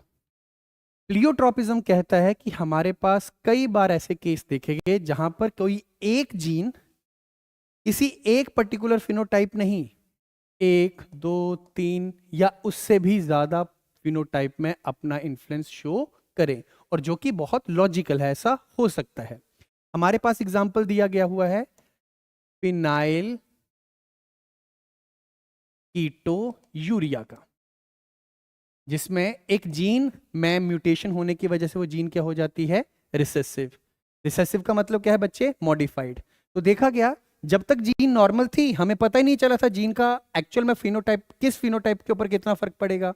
पर जब जीन में क्या आ गई, म्यूटेशन, प्रोटीन गड़बड़ पैदा हुआ, एंजाइम गड़बड़ हुआ, सबस्ट्रेट से प्रोडक्ट पैदा नहीं हुआ, और जब प्रोडक्ट इनफ अमाउंट में पैदा नहीं हुआ, हमें तो लगा था सिर्फ एक फिनोटाइप इफेक्ट होगा, नहीं मल्टीपल फिनोटाइप्स इफेक्ट हुए। तब हमें पता चला बहुत सारी जीन्स ऐसी हैं जिनका किसी एक पर्टिकुलर फिनोटाइप पे नहीं, एक से ज्यादा फिनोटाइप पे अपना इन्फ्लुएंस है। यहां ये देखिए प्लियोट्रोपिज्म, लेट्स से आपके पास कोई एक एलील है, अगर वो डोमिनेंट है फिर तो ठीक है, उसमें हो गई म्यूटेशन, लेट्स से यहां लिखा हुआ है जीन म्यूटेशन, ये रिसेसिव हो गई। हमें लगा था एक जीन है तो एक ही फिनोटाइप को इन्फ्लुएंस करेगी, नहीं। आपके पास यहां एग्जांपल दिया हुआ है सिकल सेल एनीमिया का, जिसमें हमारी beta chain of haemoglobin defected पैदा होती है। तो अगर आपकी बीटा चेन डिफेक्टेड पैदा होगी, हेमोग्लोबिन खराब होगा, हेमोग्लोबिन खराब होगा तो बॉडी में ऑक्सीजन कैरिंग कैपेसिटी करने वाला प्रोटीन जो है वो खराब हो रहा है, तो ऑक्सीजन की कमी हो जाएगी, और जब कमी हो जाएगी आपके डिफरेंट डिफरेंट ऑर्गन्स के ऊपर इफेक्ट पड़ेगा ही पड़ेगा। तो दिस इज प्लियोट्रोपिज्म, जिसमें one gene regulate multiple phenotypes. Okay, बच्चा. This is pleiotropism. And what was polygenic inheritance? One trait influenced by multiple genes. Pleiotropism and polygenic inheritance.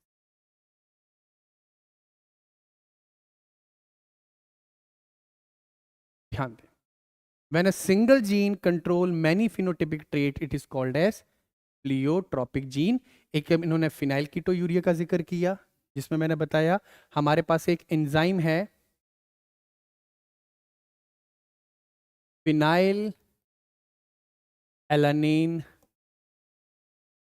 Hydroxylase. इस enzyme को बनाने वाली जीन क्या हो जाती है? म्यूटेटेड.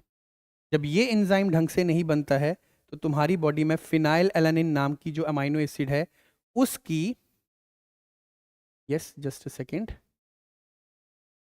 फिनाइल कीटोयूरिया, ये आपकी बॉडी का एक डिसऑर्डर है. साथ ही साथ ये एक प्लियोट्रोपिज्म का भी एग्जांपल है. इसमें क्या हुआ? आपकी जीन क्या हो गई? म्यूटेटेड, जिसकी वजह से एक एंजाइम नहीं बन पाया जिसका नाम है फिनाइल एलानिन हाइड्रोक्सिलेज. वो यहां नहीं मेंशन किया. तो वो एंजाइम क्या करता था? फिनाइल एलानिन अमाइनो एसिड को कन्वर्ट करता था टायरोसिन अमाइनो एसिड. करेक्ट. ये आ गया एंजाइम. तो जब ये एंजाइम प्रॉपर्ली नहीं बन पाया, तुम्हारी बॉडी में फिनाइल एलानिन एक्युमुलेट होने लग पड़ा और टायरोसिन की तुम्हारी बॉडी में क्या होने लग पड़ी? डेफिशिएंसी. अब टायरोसिन जहां जहां रिक्वायर्ड था, टायरोसिन T3 एंड T4, ये जो हमारे हार्मोन्स हैं, थायराइड के हार्मोन्स, उनकी सिंथेसिस में इन्वॉल्व होता है. तो इसका मतलब तुम्हारे हार्मोन भी ढंग से या उतनी अमाउंट में या ढंग से नहीं बन पाएंगे. यही इन्वॉल्व था तुम्हारे मेलानिन के लिए. Melanin is skin pigment, hair pigment, इसकी सिंथेसिस प्रॉपर नहीं हो पाएगी. करेक्ट. तो एक जीन मल्टीपल फिनोटाइप में इन्वॉल्व हो सकती है. तो देखिए, मेंटल रिटार्डेशन हो जाना, एक्युमुलेशन ऑफ फिनाइल एलानिन और उसके रिलेटेड कंपाउंड्स, उसके डेरिवेटिव्स आपको यूरिन में दिख जाएंगे. This is example of disorder, Mendelian disorders also, plus example of pleiotropism. तो पॉलीजेनिक इनहेरिटेंस एंड प्लियोट्रोपिज्म दो ऐसी चीजें जो मेंडल के काम की थोड़ी एक्सेप्शन थी, नई चीजें थी. फाइन. चलिए अब हम अगले टॉपिक पे मूव करते हैं और जिसका नाम है सेक्स डिटर्मिनेशन. आप मेल होंगे, फीमेल होंगे, ये किसके ऊपर डिपेंड करता है? तो धरती पे पाए जाने वाले बहुत सारे लिविंग ऑर्गेनिज्म में sex determination is controlled by chromosome, chromosome based. कि आप में क्रोमोसोम कौन सा है? सिंपल. ठीक है. क्रोमोसोम की टाइप, जैसे हमारे में सबसे कॉमन कौन से वाला है? XX XY. तो ये वाला XX XY, ये ह्यूमन के बारे में बात होती है, ड्रोसोफिला के बारे में भी बात होती है. दूसरा है XX XO, बात करेंगे के बारे में. ये एग्जाम्पल है ग्रास होपर का, ये एग्जाम्पल है कॉकरोच का. इंसेक्ट्स के केस में ज़्यादातर ये है. तीसरा एग्जाम्पल जो है हमारी NCERT में, दैट इज ZWZZ. यहां मैंने पहले फीमेल्स मेंशन करी हैं, दिस इज मेल मेंशन करी हुई है. तो ये तीन सेक्स डिटर्मिनेशन सिस्टम जो क्रोमोसोम बेस्ड है. क्रोमोसोम्स कौन सा? Sex chromosome based. ठीक है. दूसरा हमारे पास है haplodiploid sex determination system, जिसमें मैं हनी बीज की बात करूंगा. जरूरी नहीं है हर बार सेक्स क्रोमोसोम ही डिसाइड करे कि ऑर्गेनिज्म मेल होगा या फीमेल. इसमें देखा गया है अगर आपका क्रोमोसोम का सेट हैप्लॉइड है, ऑर्गेनिज्म मेल होता है. अगर डिप्लॉयड है तो देखा गया है ऑर्गेनिज्म फीमेल होता है. एक एक करके बात करते हैं. ये इमेज आपकी NCERT में ली गई हुई है. तो ये देखिए आप, XY XX ये हमारा केस है. सेम XY XX ये ड्रोसोफिला का केस है. करेक्ट. ये केस लिया गया हुआ है आपका ZZ वाला। तो एक एक करके आगे बात करेंगे, चलते हैं आगे। यस, हाँ, अगर आप पहले दो सिस्टम देखिए, इसमें पाया जाता है, इस वाले केस में XX XY, और ये वाले केस में XX XO। This is female, this is male. ये एग्जाम्पल है। यहां पर जो फीमेल है वो होमोगेमेटिक होती है। Female is homogametic. क्या मतलब हुआ बच्चों? हमने पिछले लेक्चर में भी बात करी थी principles of inheritance and variation वाले की, कि जो फीमेल है, अब ह्यूमन फीमेल में 1 to 22 पेयर ऑफ क्रोमोसोम भी सेम है, प्लस जो 23rd है दैट इज ऑल्सो XX। तो जब फीमेल सेक्स सेल बनाएगी, मियोसिस करेगी, एग बनाएगी, तो सेक्स सेल में क्या जाएगा? Only X। तो फीमेल अगर होमोगेमेटिक है, इसका मतलब sex cell is always X containing, same type of gamete in terms of sex chromosome. और अगर हम यहां पर बात करें मेल की, तो मेल इज हेट्रोगेमेटिक। जैसे आप अपने केस में लीजिए, 50% of sperm will contain X, 50% of sperm will contain Y। अब इंसेक्ट की बात करो, कॉकरोच की बात करो, ग्रासहोपर की बात करो, 50% of sperm will contain X and 50% of sperm will contain no sex chromosome. तो हेट्रो माने डिफरेंट गैमीट, तो male will produce different type of gametes, X containing, Y containing, and female is producing same type of gamete. इसलिए female यहां पर homogametic है, mail यहां पर heterogametic है। जब आप इसकी लास्ट वाले की बात करेंगे तो आप इसमें पाएंगे, ये देखिए, मेल इज होमोगेमेटिक। मेल कौन है? जिनका सेक्स क्रोमोसोम क्या है? ZZ। ऑब्वियसली दोनों सेक्स क्रोमोसोम सेम सेम है, तो जो स्पर्म बनेंगे they will always Z containing. वहीं अगर हम फीमेल की बात करें, फीमेल यहां पर हेट्रोगेमेटिक है। कैसे? Female is ZW type. Obviously 50% of gametes will contain Z, 50% will contain W। Correct? तो होपफुली आपको हेट्रोगेमी एंड होमोगेमेटिक नेचर क्या होता है ये चीज पता चली। अब आप अपने बारे में बात कर रहे हैं। हमारी सेक्स डिटरमिनेशन सिस्टम सबसे सिंपल है। Human male XY, human female XX। 2N। जब फीमेल मियोसिस के थ्रू सेक्स सेल प्रोड्यूस करेगी, gamete will always X containing. अभी हमने बात करी थी होमोगेमेटिक। मेल में 50% of sperm will contain X, 50% of sperm will contain Y। X containing sperm called as gyno, Y contain is called as andro. Gynosperm and androsperm. Obviously अगर अगर X containing sperm X से fertilise करेगा तो young one क्या पैदा होगा? Female. अगर Y containing sperm X से फर्टिलाइज करेगा तो ऑब्वियसली इंडिविजुअल क्या होगा? मेल। तो यही कौन डिसाइड करता है कि ह्यूमन में मेल पैदा होगा यंग वन या फीमेल पैदा होगा? It is dependent upon type of sperm involve, not egg. Egg तो हमेशा X कंटेनिंग है। तो अगर ज्ञानोस्पर्म होगा then individual will be female, और अगर एंडोस्पर्म होगा then individual will be female. Correct जी? और ह्यूमन फीमेल में 1 to 23 पेयर सारे के सारे होमोलोगस है। हमने बात करी थी ह्यूमन मेल में 1 to 22 आर होमोलोगस। जो 23rd है that is partly homologous, partly heterologous. This is XY। Yes, ये हमने अभी पढ़ा, देख सकते हैं अपन। Male X containing and Y containing दो तरह के स्पर्म बना रहा है। करेक्ट? Gynosperm, endosperm. फीमेल का एग हमेशा X कंटेनिंग होगा, तो अगर XX से जुड़ेगा तो अगला इंडिविजुअल फीमेल होगा, और Y अगर X के साथ फर्टिलाइज होगा तो अगला इंडिविजुअल मेल होगा। सिंपल सी बात थी। देन हमारे पास ये हमारा कैरियोटाइप है। ध्यान दें, कैरियोटाइप इज ग्राफिकल और pictorial representation of human chromosome, ये आपके 23 पेयर ऑफ क्रोमोसोम है। डिफरेंस देखिए, ये देखो, अगर फीमेल होगी तो लास्ट पेयर ऑफ क्रोमोसोम क्या है, XX, और अगर मेल होगा तो लास्ट क्रोमोसोम क्या होगा, XY।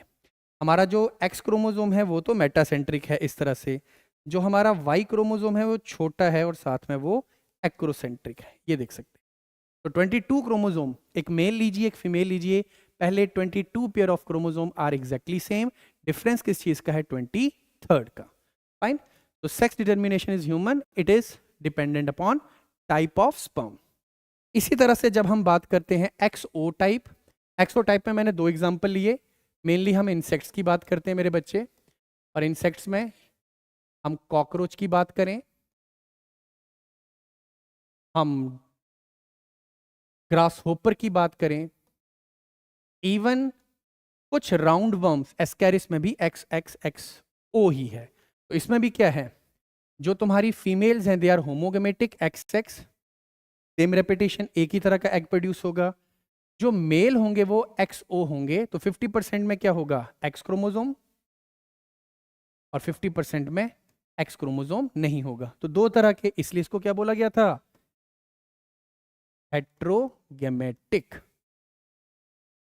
यहां पर भी बच्चों कौन डिसाइड करेगा, इन इंसेक्ट्स में भी कौन डिसाइड करेगा, इंडिविजुअल मेल होगा या फीमेल, डिसाइड करेगा टाइप ऑफ स्पर्म जो यहां से आ रहा है। Fine. Grasshopper and cockroach वहां एग्जांपल दिए हुए। अब हमारे पास आ गया haplodiploid sex determination system. It is also very important, mention in NCERT, important for both boards as well as NEET. बच्चों, मधुमक्खी की जो एक कॉलोनी है, जो मधुमक्खी का एक छत्ता है, उसमें 3 तरह के मेंबर होते हैं। एक होती है क्वीन, एक होती है आपके पास queen. Queen is diploid and queen is fertile female. Queen female है, डिप्लॉइड है, और यही अकेली फर्टाइल फीमेल होती है। दूसरे मेंबर जो होते हैं कॉलोनी में, they are workers. Worker is also diploid, जो डिप्लॉइड है वो ऑब्वियसली फीमेल होगा ही होगा, बट दे आर स्टराइल। ठीक। और तीसरे मेंबर कौन होते हैं इसमें हनी बी की कॉलोनी में, ड्रोन्स। बच्चों, ड्रोन्स का क्रोमोसोम का सेट है haploid, they are also fertile and their gender is male. तो this is different from sex, chromosome based नहीं है ये, it is dependent upon the set of chromosomes. If chromosomes are in diploid condition, individual will be a female, और अगर individual mail है तो chromosome का set क्या होगा, हैप्लॉइड। फाइन। तो जब इनको सेक्सुअली रिप्रोड्यूस करना होता है तो क्या होता है, ध्यान दें, लेट्स से ये जनरेशन फर्स्ट है, ये जनरेशन फर्स्ट है, तो this is queen, queen diploid है, क्वीन अकेली है जो अंडे पैदा कर सकती है, तो क्वीन एग प्रोड्यूस करती है मियोसिस से, इसकी बॉडी में हैप्लॉइड एग होते हैं, प्लस ये अपनी बॉडी में स्पर्म स्टोर करती है। और ये स्पर्म कहां से आते हैं, from drones, during breeding season. Drones खुद क्या थे बच्चों, लेट्स से मैं यहां ड्रोन भी लिखता हूं, ड्रोन खुद क्या थे, हैप्लॉइड। ड्रोन्स क्या बनाते हैं, स्पर्म्स। हम जानते हैं मियोसिस सिर्फ तब होगी जब क्रोमोसोम नंबर क्या होता है, डिप्लॉइड। यहां तो हैप्लॉइड से हैप्लॉइड बन रहा है, इसका मतलब स्पर्म बनाने के लिए मियोसिस करनी नहीं पड़ी होगी। इसने स्पर्म किसको दिए, क्वीन को। जो वर्कर्स हैं फीमेल, वो तो सेक्सुअल रिप्रोडक्शन में इन्वॉल्व होते ही नहीं है। अब मान लीजिए इनको नेक्स्ट प्रोजेनी, नेक्स्ट जो यंग वन है वो पैदा करने हैं, तो क्वीन के पास 2 ऑप्शन होते हैं।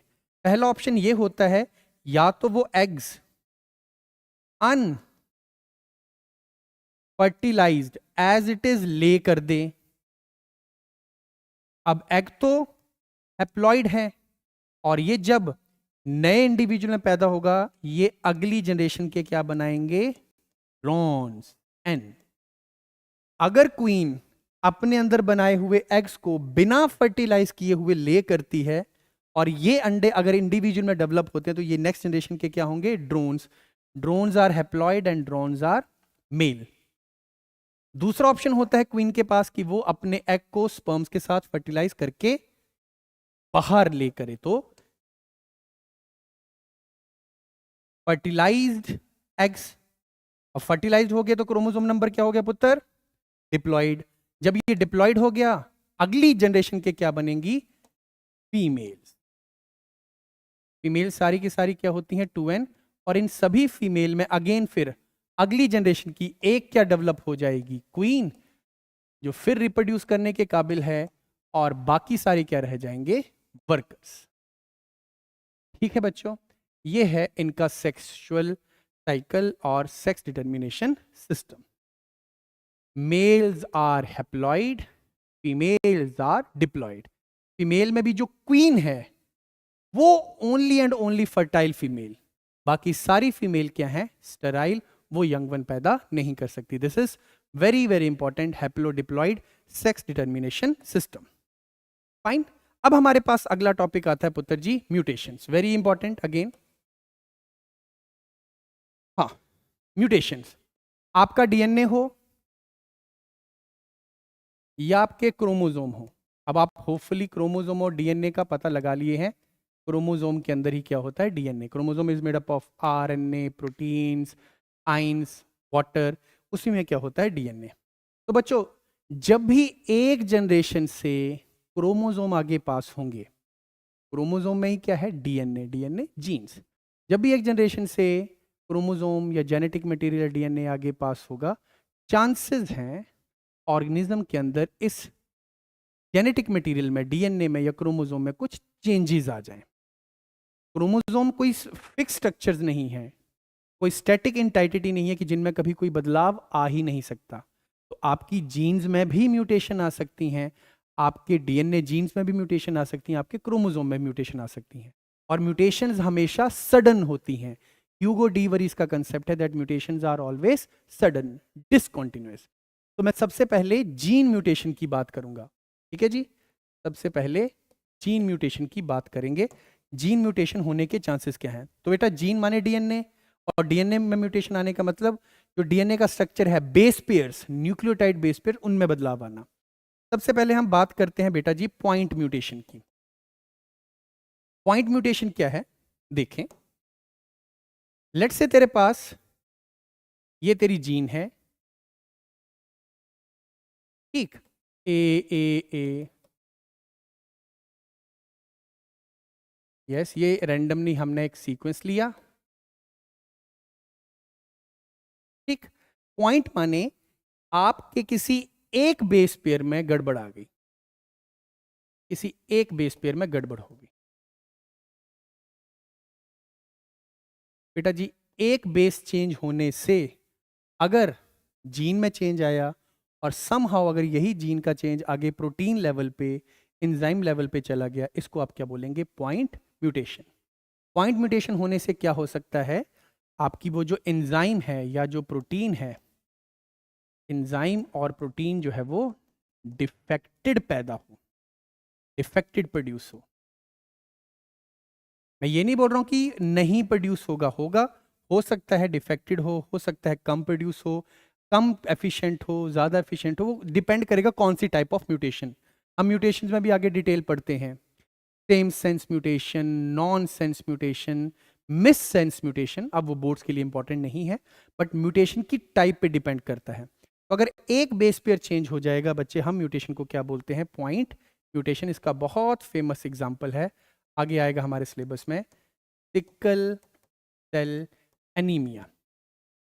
और इस सिकल सेल एनीमिया में क्या होता है? एक बेस चेंज होने से जीन चेंज हो जाती है, आरएनए चेंज हो जाता है, आगे प्रोटीन चेंज हो जाता है, और इतना इफेक्ट पड़ता है कि हमारी जो आरबीसी की शेप है वो चेंज हो जाती है। सिकल सेल मेरे पास है, हम जरा देखते हैं। ये देखिए, आपकी एनसीईआरटी में एज इट इज ये दी हुई है। ये देखिए, नॉर्मल जो बीटा चेन है, हेमोग्लोबिन की जो बीटा चेन है, उस पे देखिए। तो this is normal TTC CAG, mRNA बनेगा CAG, करेक्ट। और उससे दिस जेनेटिक कोड से यहां पर क्या आती थी, ग्लूटामिक एसिड, ये सही वाली अमाइनो एसिड लगती थी इस कोड की वजह से। अब हो गई म्यूटेशन, और म्यूटेशन क्या हुई ये देखिए, जहां पर CTC था वहां क्या आ गया CAG, एक बेस पेयर चेंज हुआ, तो CAC TTC GAG, यहां पर क्या आ गया GTG।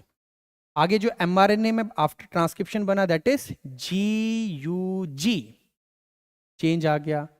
ये जेनेटिक कोड था ग्लूटामिक एसिड के लिए। आप देखिए एक बेस चेंज होने की वजह से जेनेटिक कोड चेंज हो गया, GUG code for amino acid which is valine. This is negatively charge amino acid, this is non polar amino acid. तो आप देखिए एक बेस चेंज होने से प्रोटीन में जो नेगेटिवली चार्ज अमाइनो एसिड थी that has been glutamic acid, that has been replaced by a non-polar amino acid, that is your valine। एक नेगेटिवली चार्ज्ड कंपाउंड की जगह, ऑर्गेनिक स्ट्रक्चर की जगह एक नॉन चार्ज स्ट्रक्चर लग गया, और उसकी वजह से आपकी बीटा चेन हेमोग्लोबिन की डिफेक्टेड पैदा होती है, और उसकी वजह से आपको बीमारी होती है sickle cell anaemia. This is point mutation, एक बेस पेयर चेंज हो जाना, करेक्ट। ओके, अब हमारे पास दूसरा नाम है फ्रेम शिफ्ट म्यूटेशंस। दूसरी चीज दी हुई है फ्रेम शिफ्ट। ये देखिए, डिलीशन और insertion of base pair of DNA, this is what we called as frame shift mutation. क्या होता है फ्रेम शिफ्ट म्यूटेशन में, देखें यहां पर हमने ये बोला कि कोई गलत बेस पेयर लग गया, करेक्ट। ना तो नया ऐड हुआ और ना ही कोई डिलीट हुआ, ये ध्यान दें, ऐसा यहां नहीं हुआ है। अगर मेरे पास ऐसा DNA का एक सीक्वेंस है, ठीक है, और ऐसा ही कुछ है A C A T G A, ये नॉर्मल जीन थी, नॉर्मल न्यूक्लियोटाइड सीक्वेंस था। लेट्स से म्यूटेशन के दौरान यहां पर आइदर क्या हो गई, एडिशन ऑफ बेस पेयर, जैसे A के बाद फालतू यहां पर एक और A लग गया, एक ये केस, और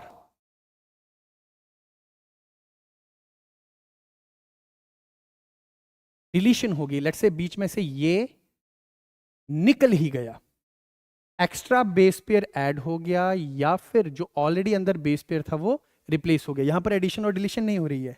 ऐसा होने की वजह से आप देख पा रहे हैं, आपको पता है जेनेटिक कोड का मतलब होता है 3-3 का सेट। आपके पास मान लीजिए ऐसे जेनेटिक कोड था 3-3 के सेट में, 3 का सेट, 3 का सेट, 3 का सेट, और मान लीजिए यहां कहीं, लेट्स से यहां कहीं एक बेस पेयर फालतू में ऐड हो गया, और यहां पर कोई एक बेस पेयर यहां से निकल गया। आपको नहीं लगता ये जो 3-3 का सेट बना हुआ था, जो नॉर्मल फ्रेम बनी हुई थी, उसमें डिस्टरबेंस आ जाएगी?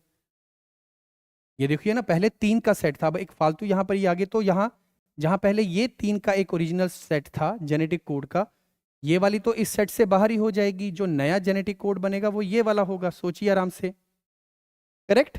ओरिजिनल क्या था A लेट्स से A। अब यहां पर अगर बीच में G आ गया तो A का कोड तो डिस्टर्ब ही हो गया।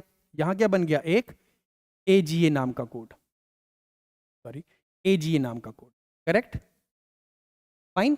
तो आपका जो कोड है, जेनेटिक कोड जो 3-3 के सेट में है, एडिशन होने की वजह से या डिलीशन होने की वजह से वो डिस्टर्ब हो जाता है, और जिसकी वजह से जो अमाइनो एसिड का सीक्वेंस है वो सारा का सारा क्या हो जाता है, चेंज।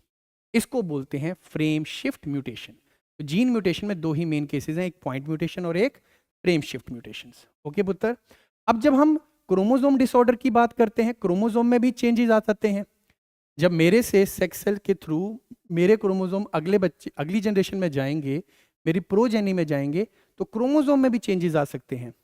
अगर तो क्रोमोसोम नंबर में चेंज आता है, जैसे मैं 46 हूं, मेरे पार्टनर 46 है, करेक्ट। जो सेक्स सेल पैदा होंगे 23, अगला बच्चा जो पैदा होगा उसमें क्या होंगे 46। अगर ये 46 की जगह 45 हो जाए, या 46 की जगह 47 हो जाए तो क्रोमोसोम के नंबर में चेंज आया ना, और क्रोमोसोम के नंबर में चेंज आने को ही क्या बोलते हैं, क्रोमोसोम में दो केस, एन्यूपोलॉइडी और पॉलीपोलॉइडी। एन्यूपोलॉइडी का मतलब है जो आपका नॉर्मल नंबर है, जैसे मेरे पास क्या है 2n46 है मेरे पास, ये मेरा क्रोमोसोम नंबर है, तो हो सकता है 2n-1 हो जाए, 45 क्रोमोसोम। डाउन सिंड्रोम हम पढ़े, टर्नर सिंड्रोम हम पढ़ेंगे, 2n+1 हो जाए, 47 हो जाए। तो एन्यूपोलॉइडी का मतलब है एक्स्ट्रा एक क्रोमोसोम या दो क्रोमोसोम आ जाना, या एक आधा या दो क्रोमोसोम कम हो जाना, क्रोमोसोम के नंबर में चेंज आना। गेन और लॉस ऑफ वन और more chromosome due to failure of segregation of chromosome during anaphase. जब हम सेल साइकिल सेल डिवीजन पढ़ते हैं तो हम पाते हैं कि क्रोमोसोम इक्वली डिस्ट्रीब्यूट होने चाहिए, ठीक है जी। तो जब इस डिस्ट्रीब्यूशन के दौरान कुछ गड़बड़ हो जाए, कुछ एबनॉर्मेलिटी हो जाए, तो हो सकता है जो हमारा जर्म सेल्स है, सेक्स सेल है, उसमें एक क्रोमोसोम एडिशनल आ जाए या फिर एक क्रोमोसोम कम रह जाए। तो अगर क्रोमोसोम के नंबर में एक दो कम या ज्यादा हो जाए then it is called as aneuploidy, important. Polyploidy का मतलब है पूरा का पूरा सेट ही चेंज हो जाना। इट मींस मैं 2n हूं, मेरा पार्टनर 2n है, मेरा यंग वन क्या पैदा होना चाहिए था 2n। लेट्स से वही सेग्रीगेशन के दौरान, क्रोमोसोम की सेपरेशन के दौरान, ये 2n से लेट्स से जो यंग वन पैदा हुआ वो 4n पैदा हो गया, हर क्रोमोसोम की 4 कॉपी, इसको बोलेंगे टेट्राप्लॉइड। तो अगर पूरा का पूरा सेट ही चेंज हो जाए बच्चों, इसको क्या बोलते हैं, पॉलीपोलॉइडी। सोचो ना, हैप्लॉइडी माने n, diploidy 2n, triploidy 3n, टेट्राप्लॉइडी 4n। तो पॉली का मतलब क्या है, more than 2-3 sets of chromosome. Often found in plants, mainly ये प्लांट्स में पाया जाता है, happen due to increase in the full set of chromosome. यहां पर एक आधा क्रोमोसोम ऊपर नीचे हुआ था, यहां पर क्रोमोसोम का बेसिक सेट ही चेंज हो गया। पेरेंट्स 2n थे, जो यंग वन है वो 4n पैदा हो गया। ये भी जो सेल डिवीजन के दौरान सेपरेशन ऑफ क्रोमोसोम होती है उसके दौरान गड़बड़ बजा होने की वजह से। फाइन, चलो। अच्छा, एक और तरीके से हो सकते हैं, क्रोमोसोम के स्ट्रक्चर में चेंज आ जाए, मतलब ये नंबर है, मतलब आपके पास ये क्रोमोसोम था, हो सकता है जब आपका क्रोमोसोम अपनी जनरेशन अगली जनरेशन में पास हुआ, उसमें ये क्रोमोसोम यहाँ का सेगमेंट कट होके डिलीट हो जाए। ये हमारे सिलेबस में इन डिटेल नहीं है तो इसके बारे में हम बात नहीं करते, बट क्रोमोसोम के स्ट्रक्चर में भी गड़बड़ हो सकती है। मेन है हमारे पास क्रोमोसोम में नंबर, एन्यूपोलॉइडी एंड पॉलीपोलॉइडी। फाइन। अच्छा, मेंडेलियन डिसऑर्डर्स म्यूटेशंस की वजह से ही होंगे, पर जीन म्यूटेशंस की वजह होने से अगर डिसऑर्डर्स आते हैं तो उनको हम क्या नाम देते हैं, मेंडेलियन डिसऑर्डर। क्योंकि मेंडल ने ही बात करी थी फैक्टर की, फैक्टर ही क्या है, जीन्स। हमारे पास 4 तरह के डिसऑर्डर्स हैं, मेन 4 तरह के डिसऑर्डर हैं मेंडेलियन डिसऑर्डर्स। अब हम उनको समझते हैं, ये जो 4 टर्म्स दी हैं ये क्या क्या। ऑटोसोमल डोमिनेंट, तो आपके पास क्रोमोसोम 2 तरह के हैं बेटा, एक तो ऑटोसोम है आपके पास, दूसरे क्या है, सेक्स क्रोमोसोम। तो जब भी ऑटोसोम की बात हो रही है इसका मतलब they are talking about 1 to 20 pairs. पहली बात तो ये ध्यान दें, 1 to 22 पेयर, ये बहुत इंपॉर्टेंट है। अगर हमें ये समझ आएगा तो आगे हम पेडिग्री का बेसिक ढंग से समझ पाएंगे। If any trait is autosomal, if any disorder is autosomal, it means जो जीन्स इस डिसऑर्डर के लिए, स्ट्रेट के लिए रिस्पॉन्सिबल हैं, they are present on autosome. तो जब भी डिजीज ऑटोसोमल होगी, जब भी कोई डिजीज या ट्रेट ऑटोसोमल होगा, मेल एंड फीमेल में बीमारी के पैटर्न में कोई डिफरेंस नहीं आएगा, क्योंकि हम जानते हैं मेल हो या फीमेल फर्स्ट 22 तो सेम सेम ही रहेंगे। अब ऑटोसोमल में पहला आता है ऑटोसोमल डोमिनेंट। इसका मतलब क्या हुआ, आपको बीमारी तब हो जाएगी या आपके अंदर ट्रेट तब आ जाएगा जब एक भी डोमिनेंट एलील आपके पास होगी ही होगी। तो लेट्स से मैंने ऑटोसोम को मेंशन किया ए से, तो ऑटोसोम को मेंशन किया मैंने ए से, तो आप डिप्लॉयड हैं, आपके पास हर क्रोमोसोम की 2 कॉपी है। तो अगर ऐसे है तब भी ट्रेट आप में आएगा, दोनों डोमिनेंट होंगी तब भी आप में ट्रेट आएगा। अगर आपके पास एक भी डोमिनेंट है तब भी आप में ट्रेट आएगा, और अगर आपके पास एक भी डोमिनेंट नहीं है तब ही आपके पास ट्रेट नहीं आएगा, दैट्स इट। तो अगर कोई ट्रेट ऑटोसोमल डोमिनेंट है, एक तो मेल हो या फीमेल, दोनों में हो सकता है, कोई स्पेसिफिक डिस्ट्रीब्यूशन नहीं होगा, नंबर वन। और नंबर टू, बीमारी या उस ट्रेट के पॉपुलेशन में होने के चांसेस ज्यादा हैं, क्योंकि इस केस से भी बीमारी हो जाती है, इस केस से भी बीमारी हो जाती है, ठीक है। क्योंकि डोमिनेंट के लिए तो एक भी अलील होगी डोमिनेंट, तब भी काम हो जाएगा। अब दूसरा लेते हैं हम autosomal recessive. Autosomal recessive again male हो या फीमेल, दोनों में इस तरह की बीमारी कॉमन है। ये लिया मैंने ऑटोसोम। अगर आपके पास दो एलील हैं डोमिनेंट, आप में ये ट्रेट नहीं आएगा, क्योंकि ट्रेट तो रिसेसिव है। अच्छा, अगर आपके पास एक डोमिनेंट है एक रिसेसिव है, बच्चे ट्रेट आप में तब भी नहीं आएगा। आप में ट्रेट सिर्फ तब आएगा जब आपके पास दोनों की दोनों रिसेसिव एलील होंगी। ये बहुत इंपॉर्टेंट है। अगर ट्रेट ऑटोसोमल डोमिनेंट है, सिर्फ इस केस में बीमारी नहीं होगी। और अगर ट्रेट ऑटोसोमल रिसेसिव है, सिर्फ एक ही केस में बीमारी होगी। हमारे पास माइटोनिक या मस्कुलर डिस्ट्रॉफी ऑटोसोमल डोमिनेंट का एग्जांपल है, और जितनी भी डिजीजेस हमारे सिलेबस में आगे दी हुई हैं, sickle cell anaemia, cystic fibrosis, phenylketonuria, ये सारी की सारी रिसेसिव है। ये समझिए इंपॉर्टेंट है, ठीक है। डोमिनेंट बहुत कम रेयरली डिजीजेस होती हैं, ज्यादातर डिजीज होती हैं रिसेसिव, क्योंकि रिसेसिव एलील कौन सी होती है बच्चों? जब उस डिजीज एलील में क्या आ जाए, म्यूटेशन, और म्यूटेशन एलील होने की वजह से defective enzyme, defective protein, correct. ज्यादातर हमारे सिलेबस में जो बीमारियां हैं that is autosomal recessive trait. और मेल हो या फीमेल कोई फर्क नहीं पड़ेगा। वहीं अगर मैं बात करूं सेक्स लिंक्ड, इसमें मेल और फीमेल के पैटर्न अलग से बनेंगे, जरा ध्यान देते हैं। यस, मेल हो या फीमेल पैटर्न्स अलग आएंगे, कैसे, जरा ध्यान दें। मान लीजिए कोई डिजीज सेक्स लिंक्ड रिसेसिव है,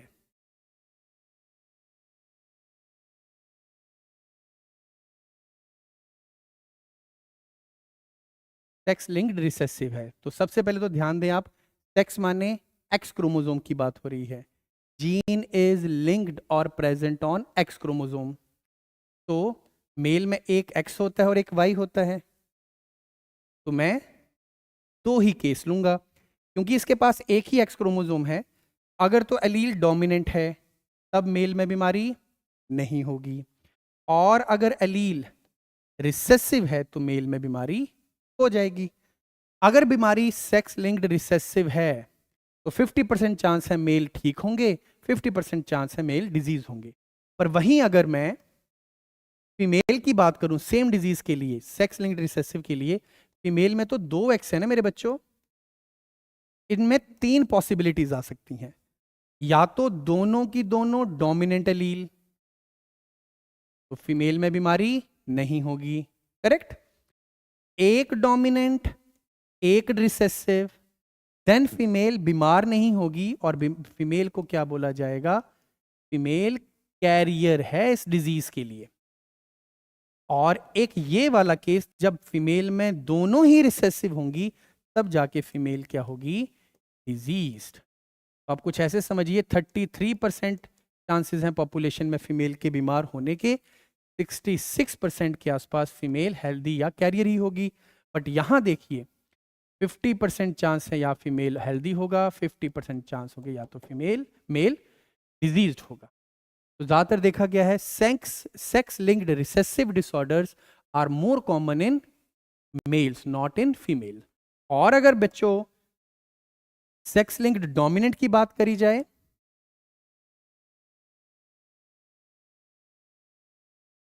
सेक्स लिंक्ड डोमिनेंट की बात करी जाए मेरे बच्चों, तो ध्यान दें क्या होगा। यस, मेल के पास एक ही एक्स है एक वाई है, तो मेल में अगर एक डोमिनेंट आई, मेल में बीमारी हो जाएगी, x linked dominant.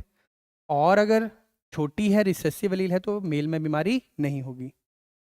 Sex linked recessive के लिए ज्यादा प्रोन मेल्स हैं, फीमेल प्रोन ज्यादा नहीं है। बट सेक्स लिंक्ड डोमिनेंट के लिए मेल कम प्रोन है। फीमेल का केस देखो, ये सेम केस फीमेल का देखो। यस, इस केस में फीमेल बीमार होगी क्योंकि दोनों डोमिनेंट है एक्स क्रोमोसोम के ऊपर। इस केस में फीमेल बीमार यस होगी ही होगी। इस केस में ही सिर्फ अकेला केस होगा कि फीमेल बीमार नहीं होगी। मैं फिर से रिपीट करता हूं, अगर कोई ट्रेट या डिसऑर्डर एक्स लिंक्ड रिसेसिव है, मेल ज्यादा बीमार होंगे। कलर ब्लाइंडनेस आपके पास एग्जाम्पल दिया है, हेमोफीलिया एग्जाम्पल दिया है, आप अपनी एनसीईआरटी उठा के देखें, वहां पर लिखा हुआ है मेल में ये बीमारी ज्यादा है, क्योंकि फीमेल में सिर्फ इस केस में बीमारी हो सकती है, इन दोनों केसेस में तो बीमारी हो ही नहीं सकती। जब कोई डिसऑर्डर या ट्रेट एक्स लिंक्ड डोमिनेंट है तो आप क्या पाएंगे, मेल में सिर्फ इस केस में बीमारी होगी, इसमें तो होगी ही नहीं। बट फीमेल के केस में देखिए डबल चांस है बीमारी होने का। फाइन दोस्तों, तो ये पैटर्न रहा आपकी 4 तरह की डिजीजेस का। देखिए thalassemia, haemophilia, colour blindness, sex linked recessive. No, thalassemia is not sex linked, sorry this is not correct. And yes, sex linked dominant ये फीमेल में ज्यादा होंगे। फाइन, चलो ये अलग अलग नाम है, हम हर एक के बारे में थोड़ी थोड़ी बात करेंगे। Mendelian disorder, if disorders are associated with genes, और हमने 4 तरह के कर लिए। ये क्रोमोसोम डिसऑर्डर के 3 केसेस हैं मेरे पास, Down syndrome, Klinefelter syndrome and Turner syndrome. सबसे पहले हेमोफीलिया की बात करते हैं। चलो सबसे पहले कलर ब्लाइंडनेस की बात करते हैं। तो colour blindness is colour blindness is sex linked recessive trait. हमने बेसिक पहले पढ़ लिया ना, हमें ये चीज समझने में ज्यादा मुश्किल नहीं होगी। देखिए एक्स लिंक्ड और रिसेसिव क्या होता है इसमें, अगर किसी को कलर ब्लाइंडनेस हो जाए तो वो व्यक्ति, अच्छा ये ध्यान दें, colour blindness sex linked recessive trait है तो बीमार ज्यादा कौन होंगे, मेल्स, ना कि फीमेल्स, क्योंकि मेल में एक भी रिसेसिव एलील बीमारी कर जाएगी, डिफेक्ट आ जाएगा। आई के अंदर जो पिगमेंट होते हैं जो कलर डिफरेंशिएशन कर पाते हैं, उनकी वजह से वो डिफेक्टेड प्रोड्यूस होगा। अगर किसी को कलर ब्लाइंडनेस हो जाएगी तो वो रंगों के बीच में भेद नहीं कर पाएगा, specially green and red colour के बिटवीन में, ठीक है। और ये आ गया उसका इनहेरिटेंस पैटर्न। क्या मेंशन किया हो इनहेरिटेंस पैटर्न में, ध्यान दे, a daughter will be colour blind only if the father is colour blind. क्या मतलब हुआ इस चीज का, एक डॉटर तभी कलर ब्लाइंड होगी। अब डॉटर कौन है, फीमेल, और फीमेल में कलर ब्लाइंड होने का मतलब दोनों स्मॉल सी आने चाहिए, और जब तक मेल कलर ब्लाइंड नहीं होगा तब तक उसकी लड़की कलर ब्लाइंड हो ही नहीं सकती। देखिए ना, a daughter will be colour blind only if the father is colour blind, correct. There is 50% probability of the carrier female to transfer the disease to his sons. Okay जी, done. तभी female बीमार होगी जब उसका पिता पक्का बीमार होगा, क्योंकि फीमेल में या बच्ची में एक्स तो पापा से भी आना होता है, और पापा का अगर एक्स एक ही बीमार होगा तब भी बच्ची में बीमारी होने के चांसेस हैं। फीमेल अगर कैरियर भी होगी तब भी चांसेस बन जाएगा। डन। अगर फीमेल नॉर्मल है तब तो बच्ची क्या होगी, कैरियर। अगर फीमेल कैरियर है तो बच्ची के 50% चांसेस हैं बीमार होने के, और अगर फीमेल खुद ही डिजीज है तो मेल और फीमेल, इस फीमेल के जो लड़का होगा या लड़की दोनों ही बीमार होंगे। डन। फिर आ गया हेमोफीलिया। हेमोफीलिया भी वैसे ही एक्स लिंक्ड रिसेसिव डिजीज है, एक्स लिंक्ड रिसेसिव, मेल ही ज्यादा बीमार होंगे। हेमोफीलिया एक ऐसी बीमारी है जिसमें मेल हो या फीमेल, जब कट लगता है ब्लड क्लॉटिंग की प्रोसेस होती है और खून बहने से रुकता है। हेमोफीलिया के केस में वो कट लगने पे ब्लड क्लॉटिंग की प्रोसेस एफिशिएंटली काम नहीं करती और खून का लॉस होता ही रहता है। ये देखिए, अब इसमें भी यही सेम पैटर्न चलेगा, दिखा हुआ है।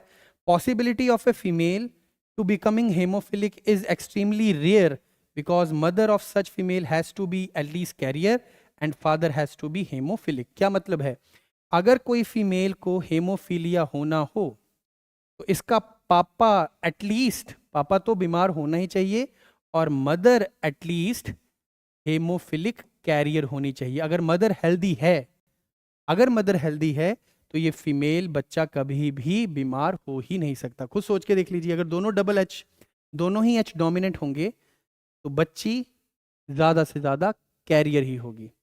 इस फीमेल को बीमार होने के लिए फादर एटलीस्ट, सॉरी, फादर तो हेमोफिलिक होना ही चाहिए और मदर एटलीस्ट कैरियर होनी चाहिए।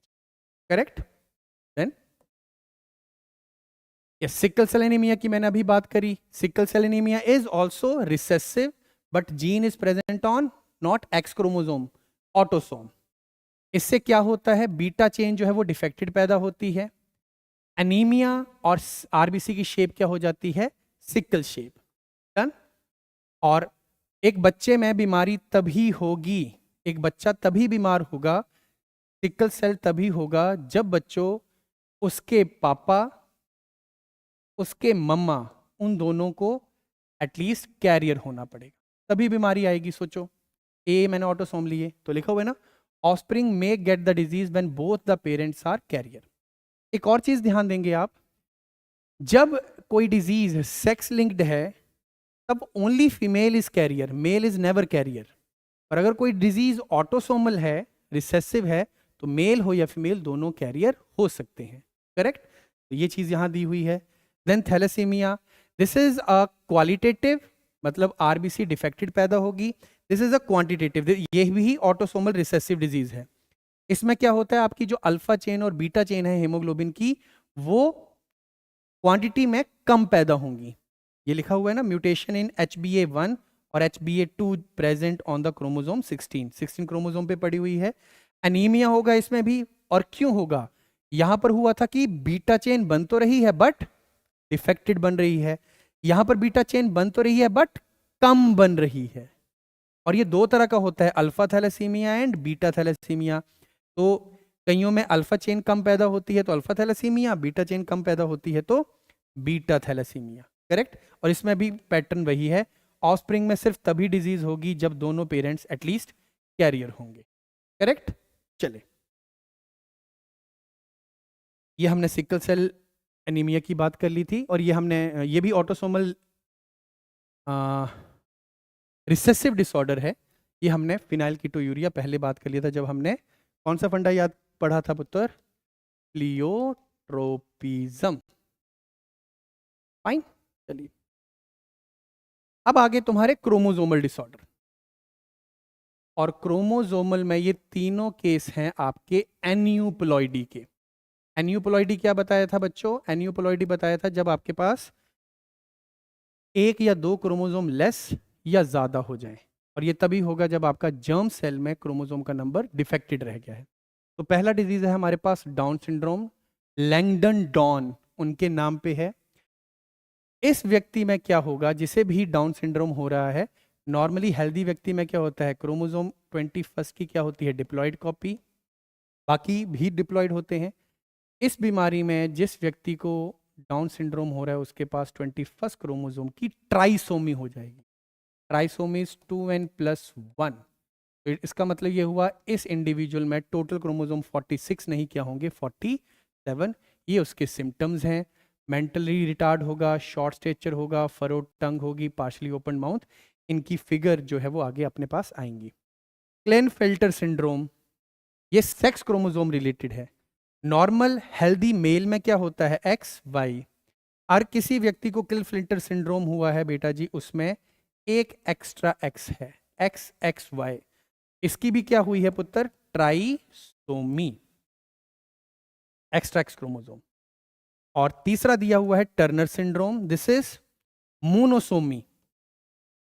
मोनोसोमी का मतलब है 2n-1, मतलब 46 में से एक कम कर दो तो कितने बचे, 45। इसमें एक फीमेल ऐसी डिफ पैदा होती है जिसमें सिर्फ एक क्रोमोसोम होता है, 45 chromosome having only 1 X chromosome, और दूसरा X क्रोमोसोम क्या होता है, मिसिंग। क्लिनफिल्टर सिंड्रोम में हम देखते हैं वो जो इंडिविजुअल है वो होगा मेल ही, पर वो स्टेराइल होगा, जरूरत से ज्यादा लंबा होगा। मैस्कुलर रिज्म में है वो मेल, पर उसमें फीमेल लाइक कैरेक्टर्स आएंगे, जैसे ब्रेस्ट डेवलपमेंट होगी। जब हम टर्नर सिंड्रोम की बात कर रहे हैं वो एक फीमेल ही है, वो एक फीमेल ही है, बट फीमेल स्टेराइल होंगी, छोटे कद की होंगी, और सेक्सुअल कैरेक्टर्स पोरली डेवलप होंगे। ये देखिए हमारे पास दिया हुआ है, ये down syndrome. Mongolian disease, Mongolian जैसा फेस, ब्रॉड फ्लैट फेस, गोल होगा, फ्लैट होगा, हेड भी फ्लैट होगा, आपकी जो हाथों की रेखाएं हैं या फिंगर की जो वो हैं वो भी क्या होंगी, सिंगल क्रीज। हार्ट डिजीजेज हो सकती हैं, congenital heart disease, by birth heart में डिफेक्ट हो सकता है, या जो आपका माउथ है वो पार्शली ओपन रहेगा, सिंगल फरोड टंग रहेगी। This is about Klinefelter syndrome. ये मेल जरूरत से ज्यादा लंबा और जिसमें फीमेल लाइक कैरेक्टर्स आएंगे, और ये टर्नर सिंड्रोम जिसमें फीमेल छोटी रह जाएगी, एक एक्स्ट्रा क्रोमोसोम कम, एक क्रोमोसोम कम होने की वजह से एक्स क्रोमोसोम। ओके जी, चलिए अब बेटा एक लास्ट टॉपिक है पेडिग्री एनालिसिस। देखिए, चार तरह के ट्रेट्स हमने बात की, वैसे तो कॉमनली दो तरह की है, ऑटोसोमल या सेक्स लिंक्ड। अब generation to generation, generation to generation character ऐसे ही पास होते हैं, और डिजीज ह्यूमन पॉपुलेशन में भी तो पास होती ही होती हैं। पेडिग्री एक तरीके का ग्राफिकल वे है पता लगाने का कि एक फैमिली ट्री में कोई भी ट्रेट जो पास हो रहा है वो कौन से तरह का है।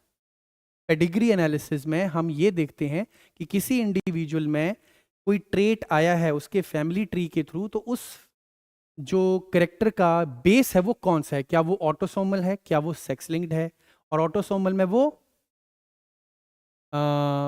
रिसेसिव है, डोमिनेंट है, एक्स लिंक्ड में वो डोमिनेंट है या फिर रिसेसिव है। तो वो पेडिग्री से पता चलता है। पेडिग्री के कुछ बेसिक रूल्स हैं, पेडिग्री के कुछ बेसिक रूल हैं। क्या क्या रूल हैं देखिए, अगर तो बीमारी ऑटोसोमल है, अगर तो कोई ट्रेट ऑटोसोमल है, तो हमने क्या बोला, ऑटोसोमल क्या हो सकता है,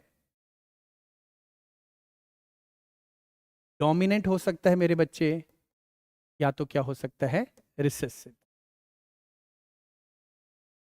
ध्यान दीजिएगा ये बेसिक चीज है, इससे आप पेडिग्री, दो ही पेडिग्री हम बना के देख लेंगे एनसीईआरटी की वही आएंगी।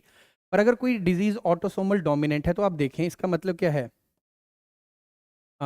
ये मैंने ऑटोसोम बनाए ए से, तो बीमारी इस केस में भी हो जाएगी, बीमारी इस केस में भी हो जाएगी, क्योंकि एक डोमिनेंट एलील कर तो देती है, सिर्फ बीमारी इस केस में नहीं होगी।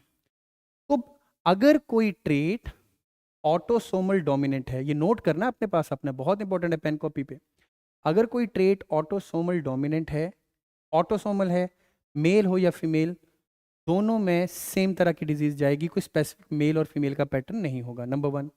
नंबर टू, बीमारी होने के चांसेस ज़्यादा हैं।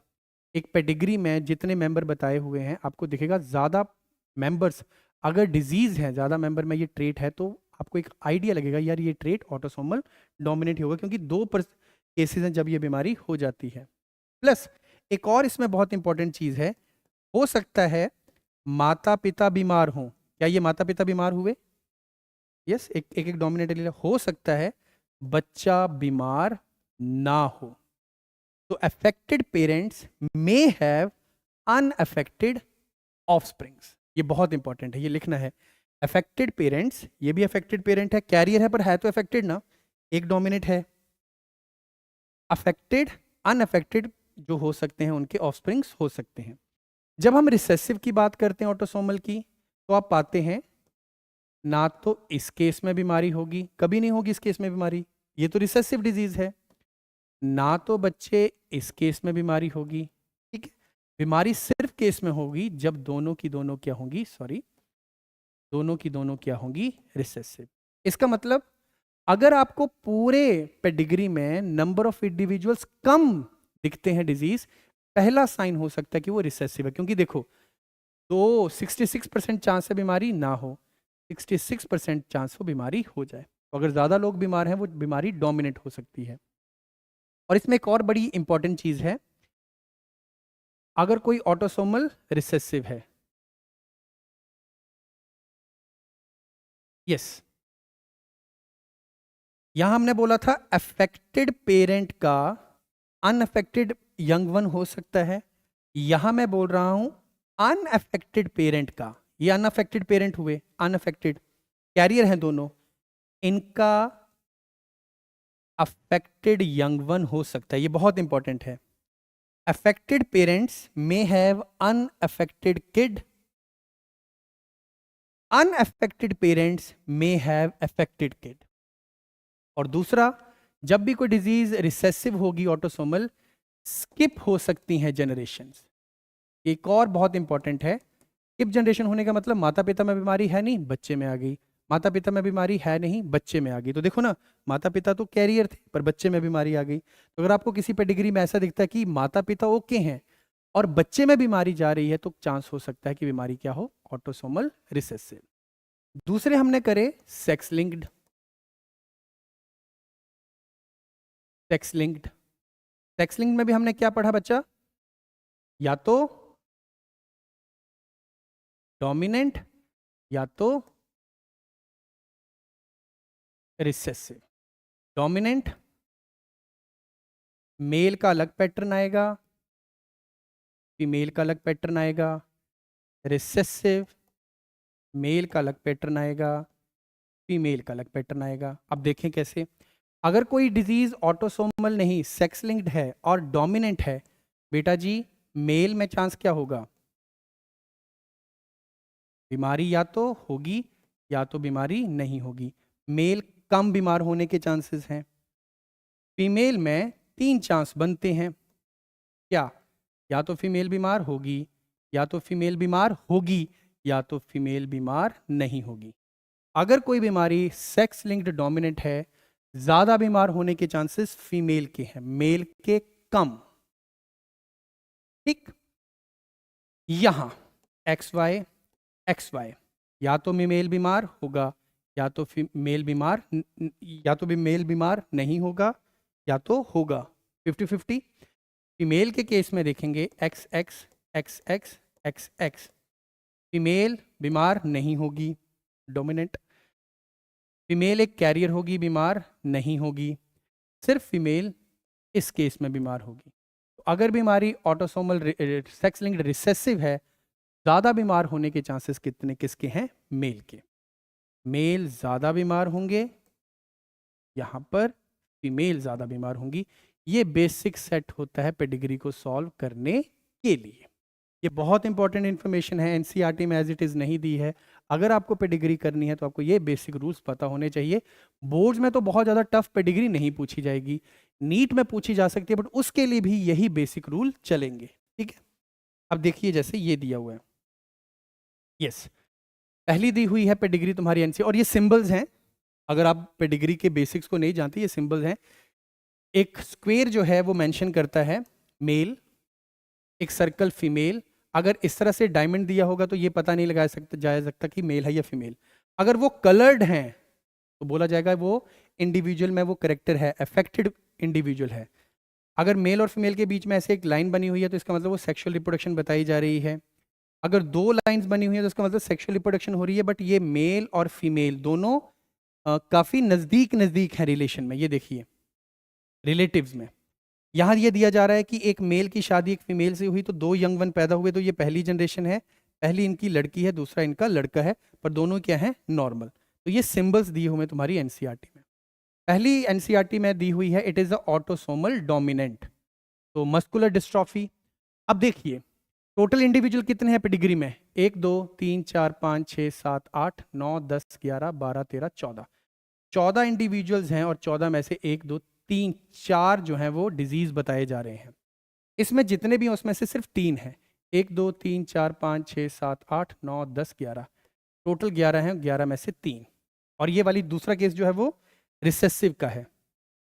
अब निकाल दीजिए, परसेंट निकाल के देख लीजिए, 3 11 में बीमार हैं, 4 14 में बीमार हैं। आपको यहां पर परसेंट ज्यादा बीमार दिखेंगे, तो पहला केस ज्यादा लोग बीमार यहां दिख रहे हैं। अब देखिए ये दिया हुआ है एक फीमेल में बीमारी है, तो फीमेल में बीमारी है तो ये लीजिए, मेल नॉर्मल है, डोमिनेंट है तो मेल नॉर्मल है। अब इनकी शादी हुई तो पहली फीमेल पैदा हुई, फीमेल क्या है, नॉर्मल, हो सकता है क्रॉस, बन सकता है क्रॉस, यस।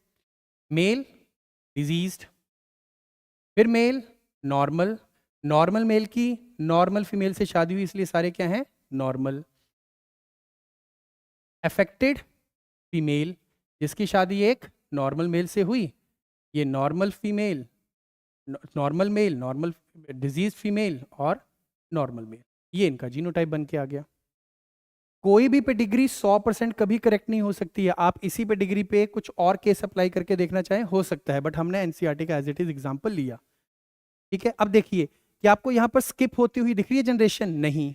और ये देखिए पेरेंट बीमार है, अनअफेक्टेड बच्चे आ गए, पेरेंट बीमार है, अनअफेक्टेड बच्चे आ गए, जो मैंने रूल्स दिए थे। ये सिकल सेल एनीमिया का केस है, तो autosomal recessive, sorry autosomal recessive, तो कैरियर है, कैरियर है, माता पिता में बीमारी है नहीं, बट बच्चे में बीमारी आ गई। देखो जरा बन जाएगा कि नहीं बन जाएगा। अब यहां भी देखिए माता पिता में बीमारी है नहीं, बट बच्चे में बीमारी आ गई। इजीली आपको जनरेशंस स्किप होती हुई दिख रही हैं, ये सबसे इंपॉर्टेंट पॉइंट है। मॉम डैड में बीमारी है नहीं, बच्चे में आ गई, मॉम डैड में बीमारी है नहीं, बच्चे में आ गई। तो जो मैंने पिछली स्लाइड में आपको मेंशन किए थे बेसिक रूल, आप उनको अप्लाई करके देखें, पेडिग्रीज आसानी से सॉल्व हो जाती हैं। हालांकि बोर्ड में इतनी ज़्यादा कहते हैं हाई लेवल की पेडिग्री आपसे कोई नहीं पूछेगा। फाइन, चलो।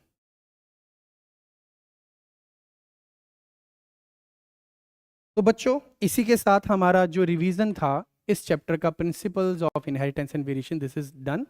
हाँ मैं जानता हूँ चीज़ों को मैंने काफ़ी फास्ट करवाया, बट जैसे ये revision test revision lecture series है, मेरे पास और कोई चारा नहीं, हम इसको ऐसे करते हैं। हाँ यहीं आप मेरे पास रेगुलर क्लासरूम स्टूडेंट होते तो इस चैप्टर को करवाने के लिए आराम से 10 से 12 लेक्चर्स 1.5 घंटे के लगते हैं। फाइन, चलो लास्ट टाइम पे आपको ये सपोर्ट भी हो गया। अगर आपको लग रहा है ये लेक्चर आपके लिए बेनिफिशियल हैं तो ज़रूर ज़रूर ज़रूर आप चैनल को सब्सक्राइब करें, लेक्चर को शेयर करें। मैं साथ के साथ और इम्पॉर्टेंट चैप्टर्स के ऐसे रिवीजन डालता रहूँगा, लेक्चर्स डालता रहूँगा। अगली बार हम मिलेंगे तो हम बात करेंगे मॉलिक्यूलर बेसिस ऑफ इनहेरिटेंस की, करेक्ट। तो thank you very much, stay tuned with us and all the very very best. अपनी सेहत का ध्यान रखें, अपनी पढ़ाई का ध्यान रखें। सत श्री अकाल, नमस्ते।